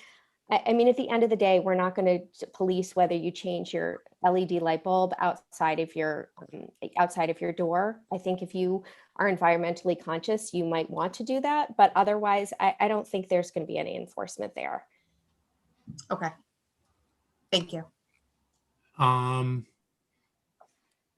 right. And then the two other things. Number one is choate. Is choate covered by this? So choate would be just like every other field. So if their lighting fixtures, 50% or more at a point require replacement, then they would need to comply with this bylaw. But you think they comply now, Marnie? They do not comply. Do not? Okay. And If I could add as well that one of the primary reasons, two main reasons we're doing this, right? One is to bring the planning board's lighting bylaw up to date because it's really old and all the engineering standards aren't used anymore. And so it brings it up to modern engineering standards. But the second thing is to tip our hat to all of the science that's going on with light pollution and particularly blue light. Education is one of our big goals here, and in doing this and taking a stance as a town and in getting serious about it. And I think that in moving forward as we do that, I would like to think that the board, I would like to think that the town doesn't want our kids blasted with blue light at 9 o'clock at night for night games for 5 years straight. There are serious health implications to that. And so I think as we move forward and do this, it's a very forward thinking bylaw. And so I think it's probably going to spearhead a lot of positive conversations with that, not unlike the great conversations that took place between the planning board and rec in designing and implementing the lighting for the new fields that are going into place. I think the same type of conversations can be had, and this bylaw is able to start those. My concern for Choate is very simple. If it is, I don't know what the amount is. How much, Mark, was spent on retrofitting Choate for lighting? It was a lot. Mhm. Several $100,000. Yeah. Yeah. Is the replacement of the lights at Choate simply a matter of changing light bulbs, or are we going to have to retrofit Choate all over again because of the size of the poles or the configuration of the lights or something like that? And do we know that? I actually can't answer that question. I'd actually have to look at Choate and see what what we ended up doing there. I don't have that information with me. Okay. I mean, at I least to think- me, that's a big deal. That's a big deal. But the because- spirit of the bylaw is written such that if it reaches a time where Choate would have 50% of their stuff need of replacement, they're going to have to replace it with something anyway. They're going to be spending the money regardless. And this bylaw just establishes that when you spend the money, you do it with responsible lighting. If 50% of their fixtures and their lights are in need of replacement, they're going to be, having the project anyway.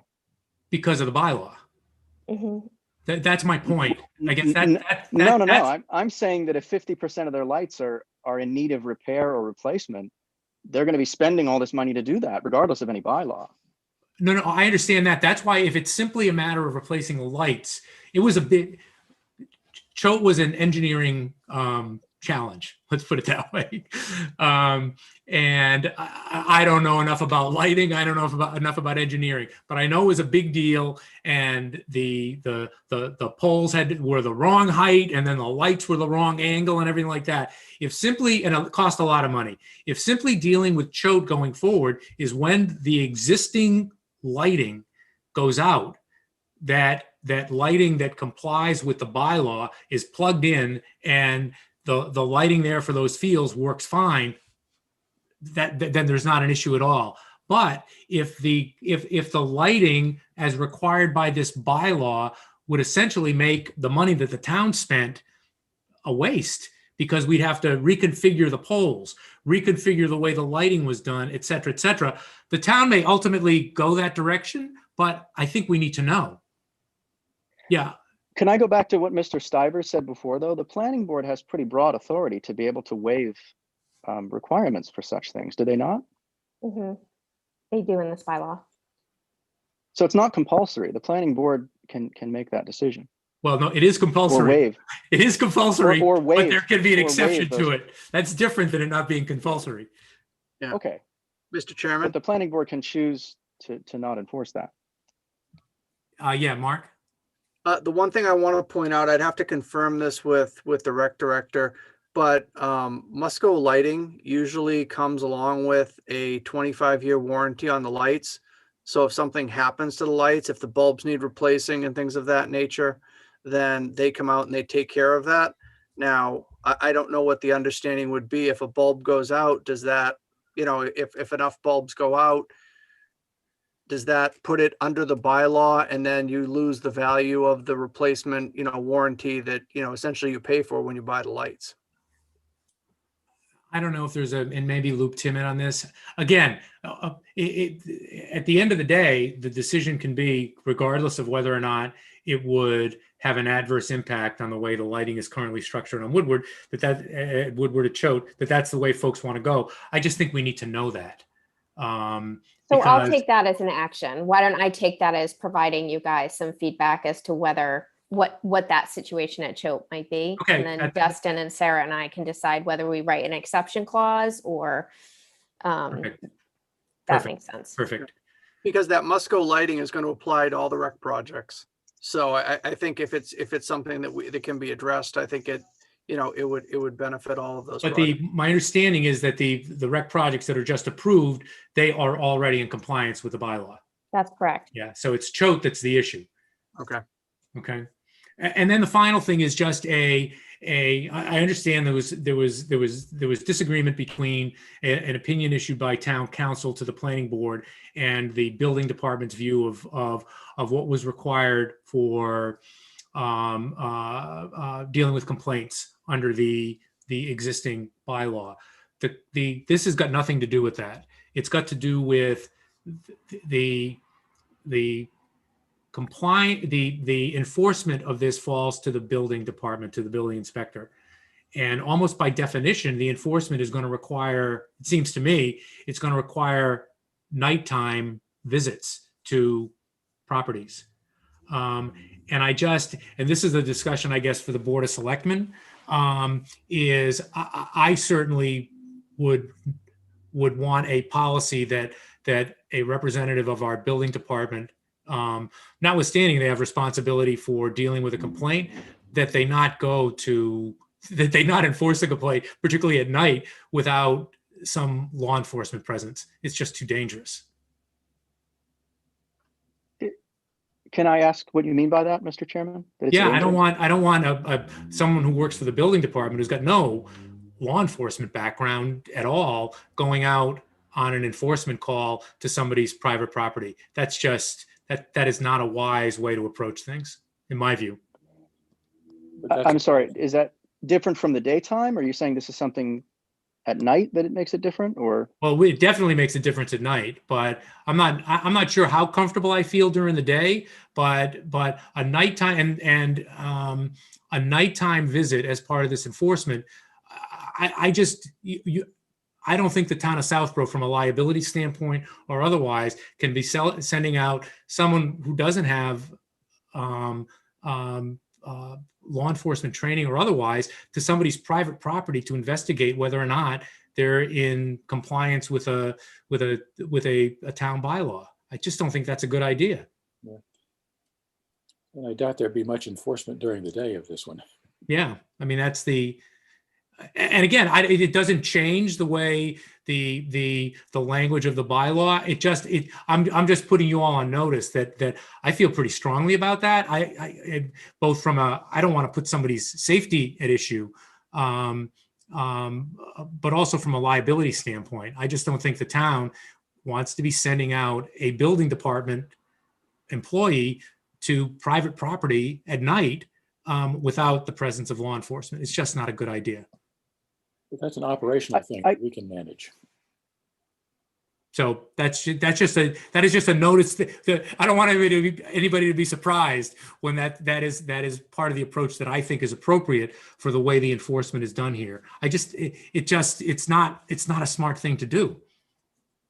Yeah, so Mr. Chairman, we took the time between the last meeting to look at a bunch of different towns that have passed bylaws like this and see what their enforcement language was. And without exception, they simply reference the enforcement protocols for the building department, reference the enforcement for the town. I guess personally speaking, I'm still not clear what you mean by how there's a difference between daytime and nighttime with respect to liability and danger and things like that. Are we talking about tripping hazards or you can't see where you're going? Any sort of an investigation on somebody's private property at night? Yeah. I mean, that's dangerous. I mean, if I hear somebody tramping around my yard at night, I'm certainly on the alert what's going on here. And some people who, may have, access to weapons or whatever might start shooting somebody. I mean, you can't ever tell what's going to happen in terms of people tramping around at night. There's enough. I don't know what the general policies are, but isn't it policy to give them a heads up that you're going to be coming to their property though? You could. It depends whether you think that's a good idea or a bad idea. But I don't think it belongs in the bylaw, though. I think no. Enforcement. My reason is I agree. It doesn't belong in the bylaw. I'm just telling you that's my view from an enforcement standpoint. I don't know if that's the reason that the building department took the position that they were not the enforcement arm under the existing language. That may well have been. I don't know. but I just know that if they are going to be the enforcement arm, that we've got to take a long look at how we are going to make sure that our building department employees going out to private property are safe, and particularly when they're making nighttime visits. So Can I just pose a one question? final- Do we think oh, that sorry. there's going to be any more complaints with the new bylaw than we have now? Do we think that there's any reason why that would happen? I have no idea. I mean, I don't know one way or the other. Yeah, because I think you it's have our 3 stance people that we that- don't see right. any reason.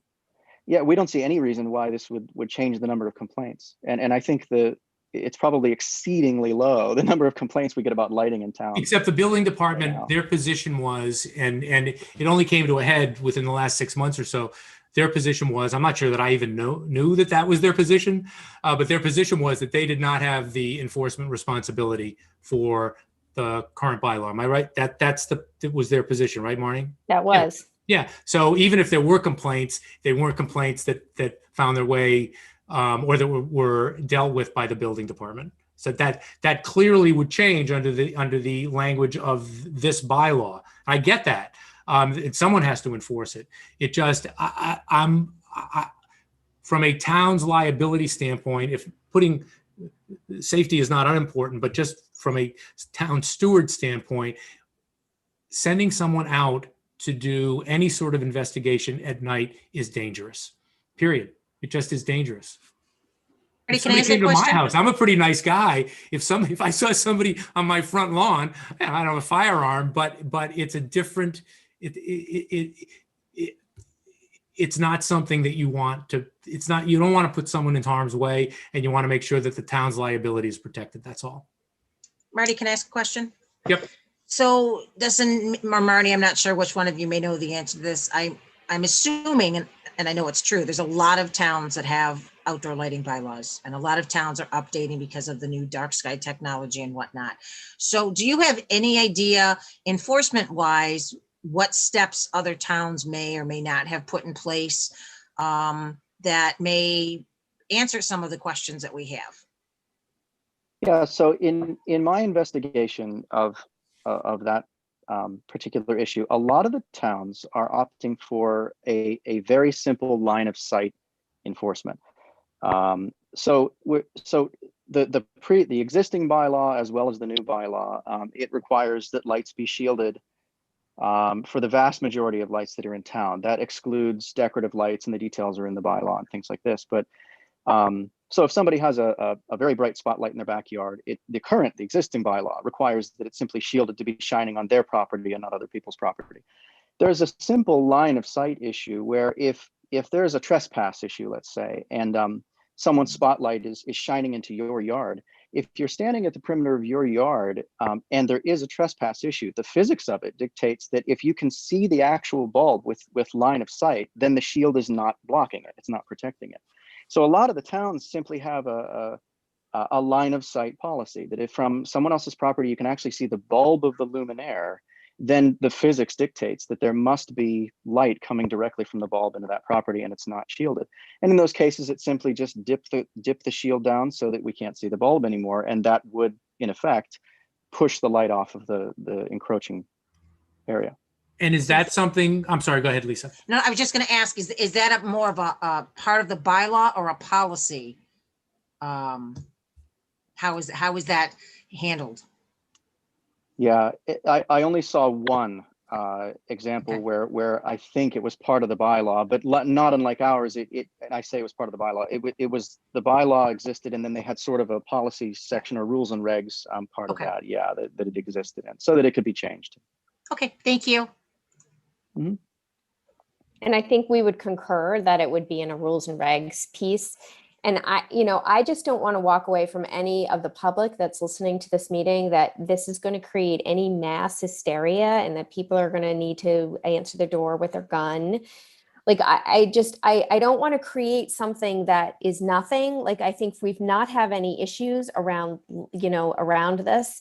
We are essentially not changing anything but for asking people to reduce their luminaires and to abide by blue light, which is a lower grade and 3,000 sorry, not LED bulb or blue light. And so for the vast majority, it's a technical change. And so I guess my biggest worry is that people are walking away from these Board of Selectmen meetings feeling that Chairman Hilly, you are representing the entire board in some of your concerns. And I want to make sure, is that actually true? Does the board, all of you, support that you're very concerned with enforcement? I'll let the other board members, but then I'll respond to that. So I'll jump in here, I guess. So yes and no, Marnie. I mean, I understand we currently have a bylaw on the books and enforcement is written within that. I guess some of the things that we just talked about, the line of sight, I think would take care of some of the enforcement concerns that I would have with, you know, if the building inspector gets a complaint, the only way she can go out and enforce is at night or at dusk so she can see. But I think the line of sight wording would take care of some of that. And that's why I asked about what other towns do, because obviously other towns are doing this and they're doing it successfully. So there's certainly a way to do this. And I am supportive of this. It's just, I'd like to know how it's done in other towns to address just that enforcement piece. So I don't know if that answers your question, Marnie. Thank you. I have some level, but again, I think other towns are doing it. So there's a way to do it. Sam or Chelsea want to weigh in? So I think I have two concerns, or maybe I have a question first. So process-wise, in terms of enforcement, if the building commissioner gets a complaint, is the first step that she would go out and view it, or would it be that she calls the homeowner or the company that has the violation against, or the questionable light against them, and they would be asked to remedy the situation without her having to go out? I guess that's my first question. I don't know. So They I would have a just complaint comment. form and a complaint process now. Yeah, I'm just not familiar with the process. But we don't. See, that's the thing. The building inspector, the planning board thinks that there's a process, but there's not. There's a decision from town council that interpreted the bylaw to apply a certain way. The building inspector interpreted it differently. And as the executive carrying out the responsibilities, you know, an opinion from town council is just that, it's an opinion. And as a result, the building inspector was not carrying out this responsibility. So in that respect, it is a new responsibility for her. She's not been doing it in the past. Am I right? But do we honestly believe that the bylaws in town only represent the 25% or so that's municipal and or private business? I'm not sure what, I'm just telling you that the building inspector did not view the existing bylaw as requiring her to field the sort of complaints we're talking about from residential and the like. That's why the change is made in the bylaw to specifically include that responsibility for in this instance, it's for her. So there's a responsibility that has not existed for the building inspector that is now going to exist. And that's the responsibility that I'm talking about. It's not make believe. And concerns about people going out investigating even civil administrative items at night is not, Marnie, I'm not overstating it. It is a real concern, and it's something that the town will have to address. You may disagree with the fact that it's a concern, but Respectfully, I do. yeah, well, I think I've got a little bit of a different law enforcement background than you do. People get hurt. So, And Ms. Malinowski, do you agree with that in terms of the enforcement? So that's what I was getting to. I mean, I would rather de-escalate the situation without having the building commissioner have to go out at night. I do have a concern of sending a town employee to a residence at night, although I'm not sure what the solution is. I don't know that including law enforcement in that is the best solution either. because then is that going to escalate the concern of the resident answering the door? So I would rather try, I guess what I'm asking is, and I don't think the bylaw is the appropriate place to put what your process is and the policy and procedure, but what are the steps that you're recommending that the building commissioner follow? Because I would be concerned with her going or any town employee going who is not, and I don't want to use the word trained. I guess it just, I think could be a little bit risky to do that.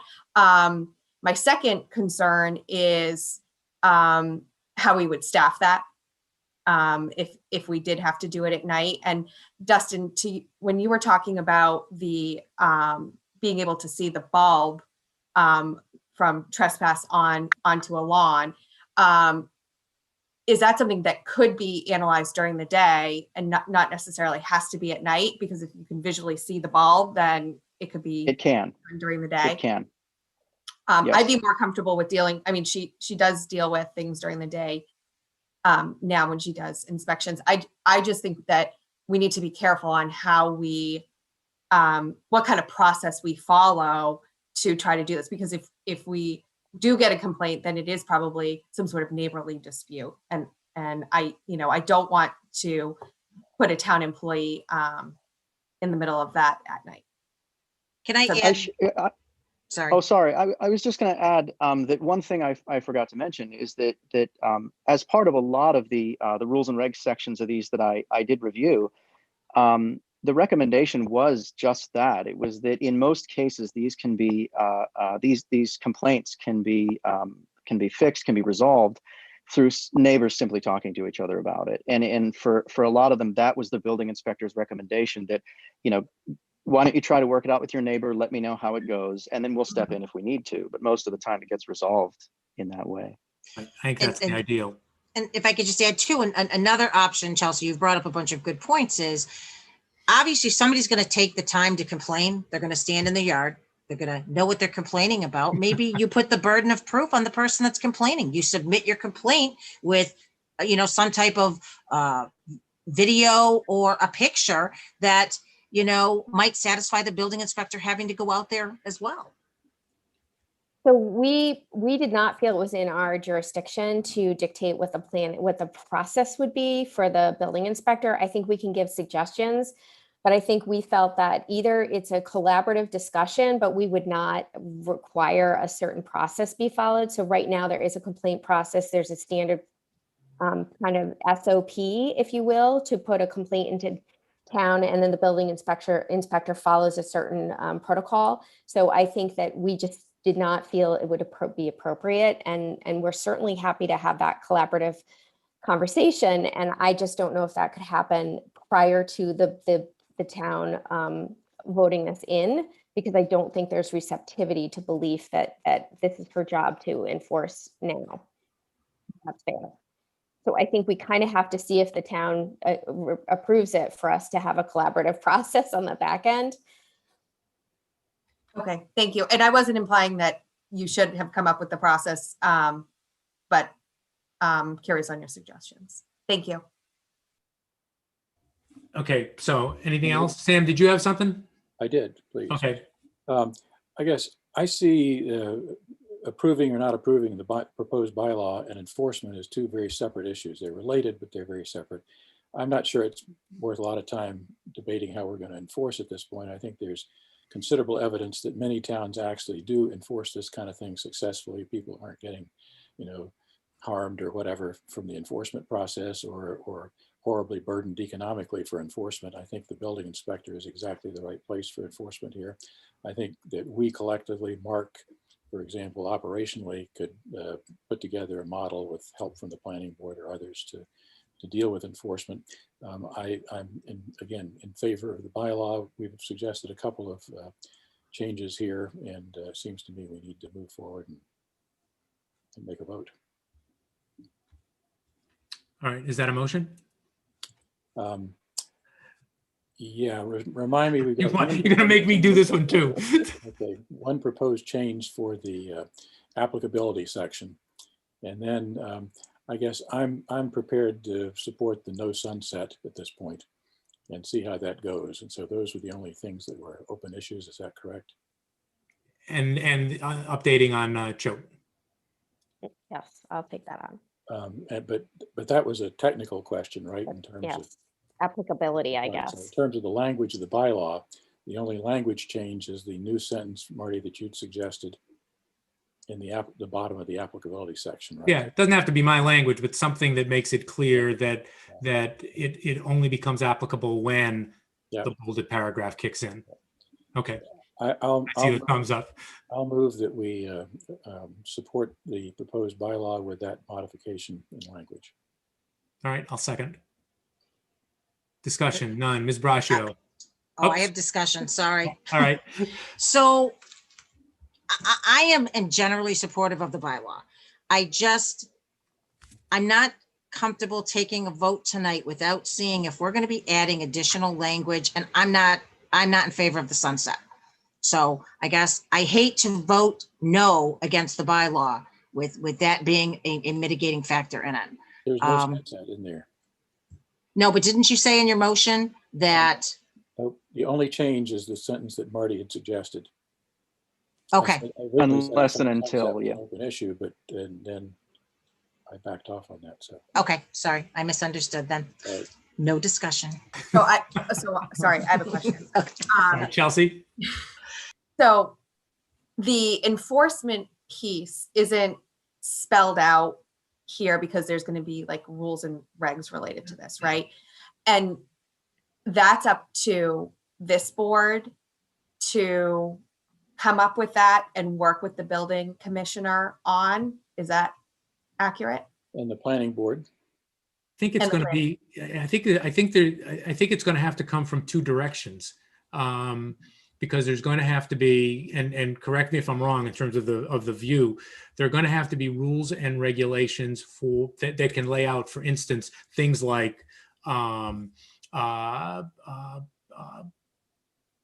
what burden a complainant might have, what information they might have to put in a complaint, et cetera, et cetera. That's not going to come from the Board of Selectmen. That obviously is going to come from the planning board. But from an operational side of things, whether it comes from the Board of Selectmen or it comes from Mr. Purple, there are going to have to be guidelines. And I know Mark has already talked to Lori Lavoli about this, and she has concerns about what it means in terms of her going out at night. And I think that falls on us to come up with operational guidelines for how she carries out that process. So I think it's going to be coming from two different directions. Does anybody disagree with that? I'm sorry, go ahead, Chelsea. No, go ahead. From Marnie or Destin, do you disagree with that sort of breakdown that I just laid out? No, that's fair to me. Okay, all right. I'm Yeah, sorry. no, and I think moving forward, it would be great to work with them on that. Okay. So we're voting for the language in the bylaw as written with those two changes. Potential One change, right? Right, and Well, it does in terms of enforcement, Chelsea, is I think two things. Number one is it makes it clear, and this goes back to the applicability section, that the various residential properties are covered by the bylaw and fall within the jurisdiction from a complaint standpoint of the building inspector. And number two, it removes the language that was in there before that put the burden of proof on the homeowner for establishing that they weren't in violation of the bylaw, as opposed to the normal burden of proof that would lie with the complainant. Am I right about that? That's accurate. Okay. But my motion, Chelsea, didn't include Choate. I thought Choate was a technical question for the planning board to follow up on to confirm what was involved in terms of changing those lights when they do become subject to the bylaw.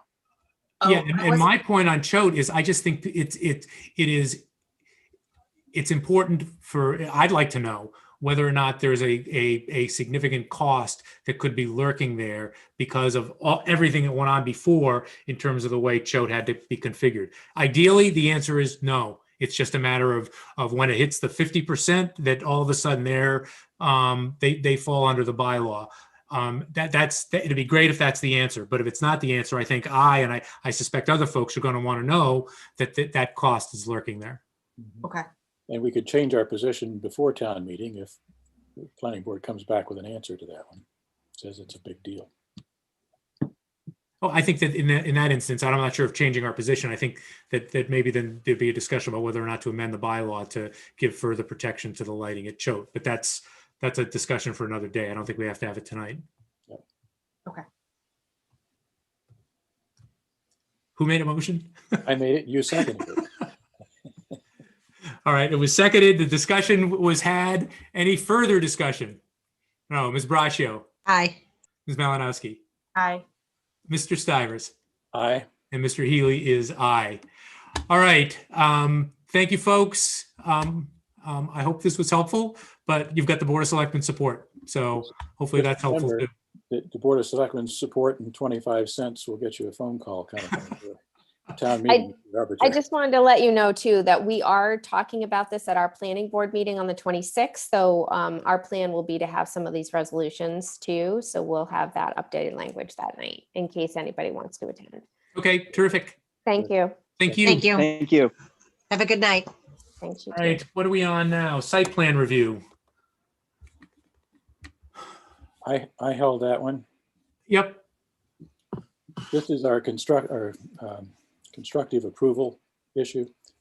And again, my point continues to be, I think having 90 days for the planning board to make a decision here, and then having after that point constructive approval apply, given the tightening up of the timeline where the complete application has to be present to start the clock versus today where an incomplete application can start the clock if the town clerk accepts filing from somebody.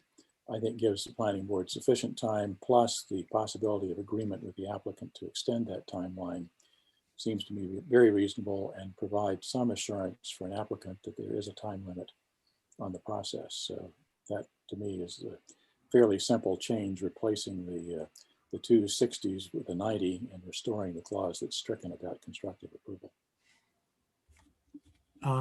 Ms. Braccio or Ms. Malinowski, any thoughts? No? Okay. Sam, I agree with you. I think the position that I've heard the town planner take is that, well, you can always get it extended because the planning board and the applicant can agree to extend it. The problem is that puts all of the power with the planning board and it takes it away from the applicant. And I just think that's such an easy fix, whatever your number is, whether it's the 60 days or the 90 days, it accomplishes what the planning board says they want to accomplish, which is to give them ample time to do the review, but it also doesn't completely disempower, making up words here, the applicant and leave him or her hanging if they don't want to agree to the extension. And the other point that the town planner made was that the town council provided an opinion, which I guess I would qualify as a policy decision, not a legal opinion. He said that the removal of constructive approval is an advantage for the planning board. Which is Sam, I see Sarah there. Sarah, do you want to weigh in on this? Do you understand our point, by the way?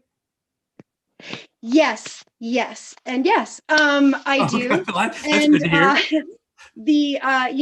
Mimi is, going to be representing this particular warrant article at town meeting, and she has done some investigation into the provisional clause in other towns, and she's distributed that to the planning board. And so at the meeting on the 26th, that will be a significant part of the discussion in terms of comparing Southborough to other surrounding towns and what they're doing. And, many of them do have that clause at, either 90 days or 120 days or such. So I think that that will be a large part of the discussion on the 26th for the board. Okay. I'll look forward to watching that then. So what do we want to do? Sarah, thank you very much. Do we want to hold this for town meeting to see what they're going to do, or Let's do town meeting. folks are comfortable with that? Okay. And Sarah, that doesn't mean, I think generally there's support for the approach and to move it to the planning board. It just, again, and Sam and I are the ones who've expressed it, but it seems like there's an easy way to satisfy what the planning board wants here, which is ample time, but also protect the applicant. Okay? And Marty, I would add that this bylaw change actually does a lot of good things, certainly. So I don't want to lose the fact that this is a very helpful change overall, with, in my view, at least, there's one exception here. So. Okay. All right. So 36 is ATM, Mark. And thank you, Sarah. Are we down to 37, the noise bylaw? Yep. Is there any discussion about that? I got a comment. Okay. I heard at an advisory meeting that Mr. Lapine actually has some modifications to this that he plans to propose at town meeting. I remain interested in seeing what those are. I have some concerns about it as it's currently written, as far as the impact on both homeowners and landscape businesses. And I'm a big fan of noise bylaws generally, but I think it needs to balance the interests of residents and particularly landscapers. And I think that could be done with some fairly simple modifications to this, but I've not spoken with Mr. Lapine, not seen what his proposed changes are. So I remain interested in seeing that. And I guess my theory is let's wait till town meeting on this one when we see the specific proposal. Masha or Ms. Malinowski? Yes, please. So I think because it's a citizen's petition, the position we have to take for town meeting is based on what's written in the warrant. Mark, am I incorrect in my interpretation that whether an amendment is made at town meeting, I'm certainly in favor of, I agree, Sam, I think that there needs to be something. I don't think this is it, as it's currently written. So I currently don't support what's written in the warrant. So I would be in favor of taking a position on this tonight. I don't think I need to wait till town meeting. We certainly can change our position at town meeting, but I think that the vote for tonight is what's written in the warrant. Chelsea? Yeah, so, Oh, I'm sorry, Mark. Go ahead. no, okay, just because I was invited. Ms. Braccio is correct. I mean, you're taking a position on the article as you have it before you. Obviously, at town meeting, if Mr. Lapine puts an amendment on the floor, I believe the moderator is going to ask for the Selectmen and Advisory's opinion again, so you would have a chance to offer your opinion again at that time. Thank you. To the bylaw as amended. Okay. Chelsea, do you have? The only thing I was going to say was I did watch Mr. Lapine at advisory, and I have some concerns on what he presented, so I would not be in favor of this. All right, I will move that the Board of Selectmen support Article 37, the citizen petition noise bylaw. Second for discussion. Seconded by Mr. Stivers. Any further discussion? No, Ms. Braccio, Nay. Mrs. Malinowski, Nay. Mr. Stivers, No. and Mr. Healy is no. So the Board of Selectmen do not support the noise bylaw. Mark, do we need to take a vote on 38 because because the procedural stuff hasn't been accomplished yet? I would simply leave it at town meeting. Okay, Because the procedural stuff isn't done. Assumably, Mr. Weishen is going to indefinitely postpone the meeting. He can explain why. Okay, so are we down to our last one? Last one. Flag road truck exclusion. Do we take a position on this? Because this is to strongly recommend to us, right? Right. So should we just take no position on whether or not we should have someone strongly recommend to us, or do folks feel differently? You know, Marty, I don't disagree with you. But has Mr. Linden been invited, Mark, to come to a meeting and present what it is he's trying to do and the reasons why? I would have to go back and see if if he has been. I believe that all sponsors were invited, but it's not saying that it may not be worth inviting him again. I do think that, Ms. Galligan, does have some information. And, I'll be encouraging her to reach out to Mr. Linden, to try to explain where the town has been at, what the town has done informally in terms of what he's looking for this truck exclusion. And that understanding may help to temper or resolve this article completely. Okay. As far as you know, he's not spoken with Ms. Galligan. I don't believe so. Miss Galligan and I have been playing phone tag. I do, but I don't know that she's spoken with him, no. I mean, I'm certainly interested in the possibility of a flag road truck exclusion, but I'm not eager to waste money on something if we have to do a traffic study that we've already done previously and the answer is abundantly clear. Then that seems to me to be a poor use of taxpayer money. So Again, I'm just looking again at the language of the bylaw of the article. It's to see if the town will vote to strongly request that the Board of Selectmen do something. That seems like an odd thing for us to take a position on. Yes, we think you should strongly direct that we do something. But I guess my view would be that we take no position on whether or not the town does that for us. That's where I'm most comfortable. Yeah, I'm fine with that. And suggest Ms. Galligan follow up with the sponsor to see. Yeah, I'm happy to have him come in and talk with us about it. More generally, I mean, independent of this, if he could convince us that it made sense and it wasn't a waste of money, and Karen had thoughts on it. But again, it just seems odd for us to take a position on whether or not something should be recommended to us. So, okay, so we're done. Great. Let me pull up my agenda. So as I told Mr. Purple, as I was walking with my dog along the Jersey Shore today, I am in fact in New Jersey and am for another couple of weeks. So my signature will not be on the warrant. And I made sure that I'm sorry, what's him? You're absolving all responsibility for it. That's right.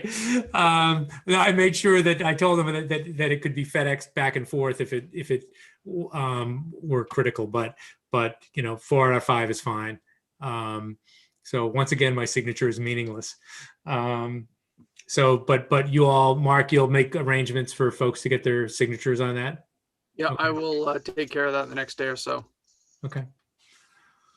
Anything else on either the recommendations or the signing of the final warrant?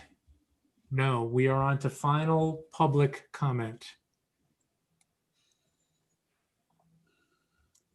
Going once, going twice. I move that we adjourn. Second. Seconded by Ms. Malinowski. Ms. Braccio. Aye. Ms. Malinowski. Aye. Mr. Stivers. It's confusing with Mr. Shea not here. Mr. Stivers. I'll vote for Shay. He's aye too. And Mr. Healy is aye. And Lisa, sorry. So we're unanimous to adjourn, but it was 2 hours and 12 minutes. I was close. That's all right. All right. See you next week on Tuesday morning, right? For a very Yes. quick meeting. Okay. Good night, everybody. Thank you. Bye-bye.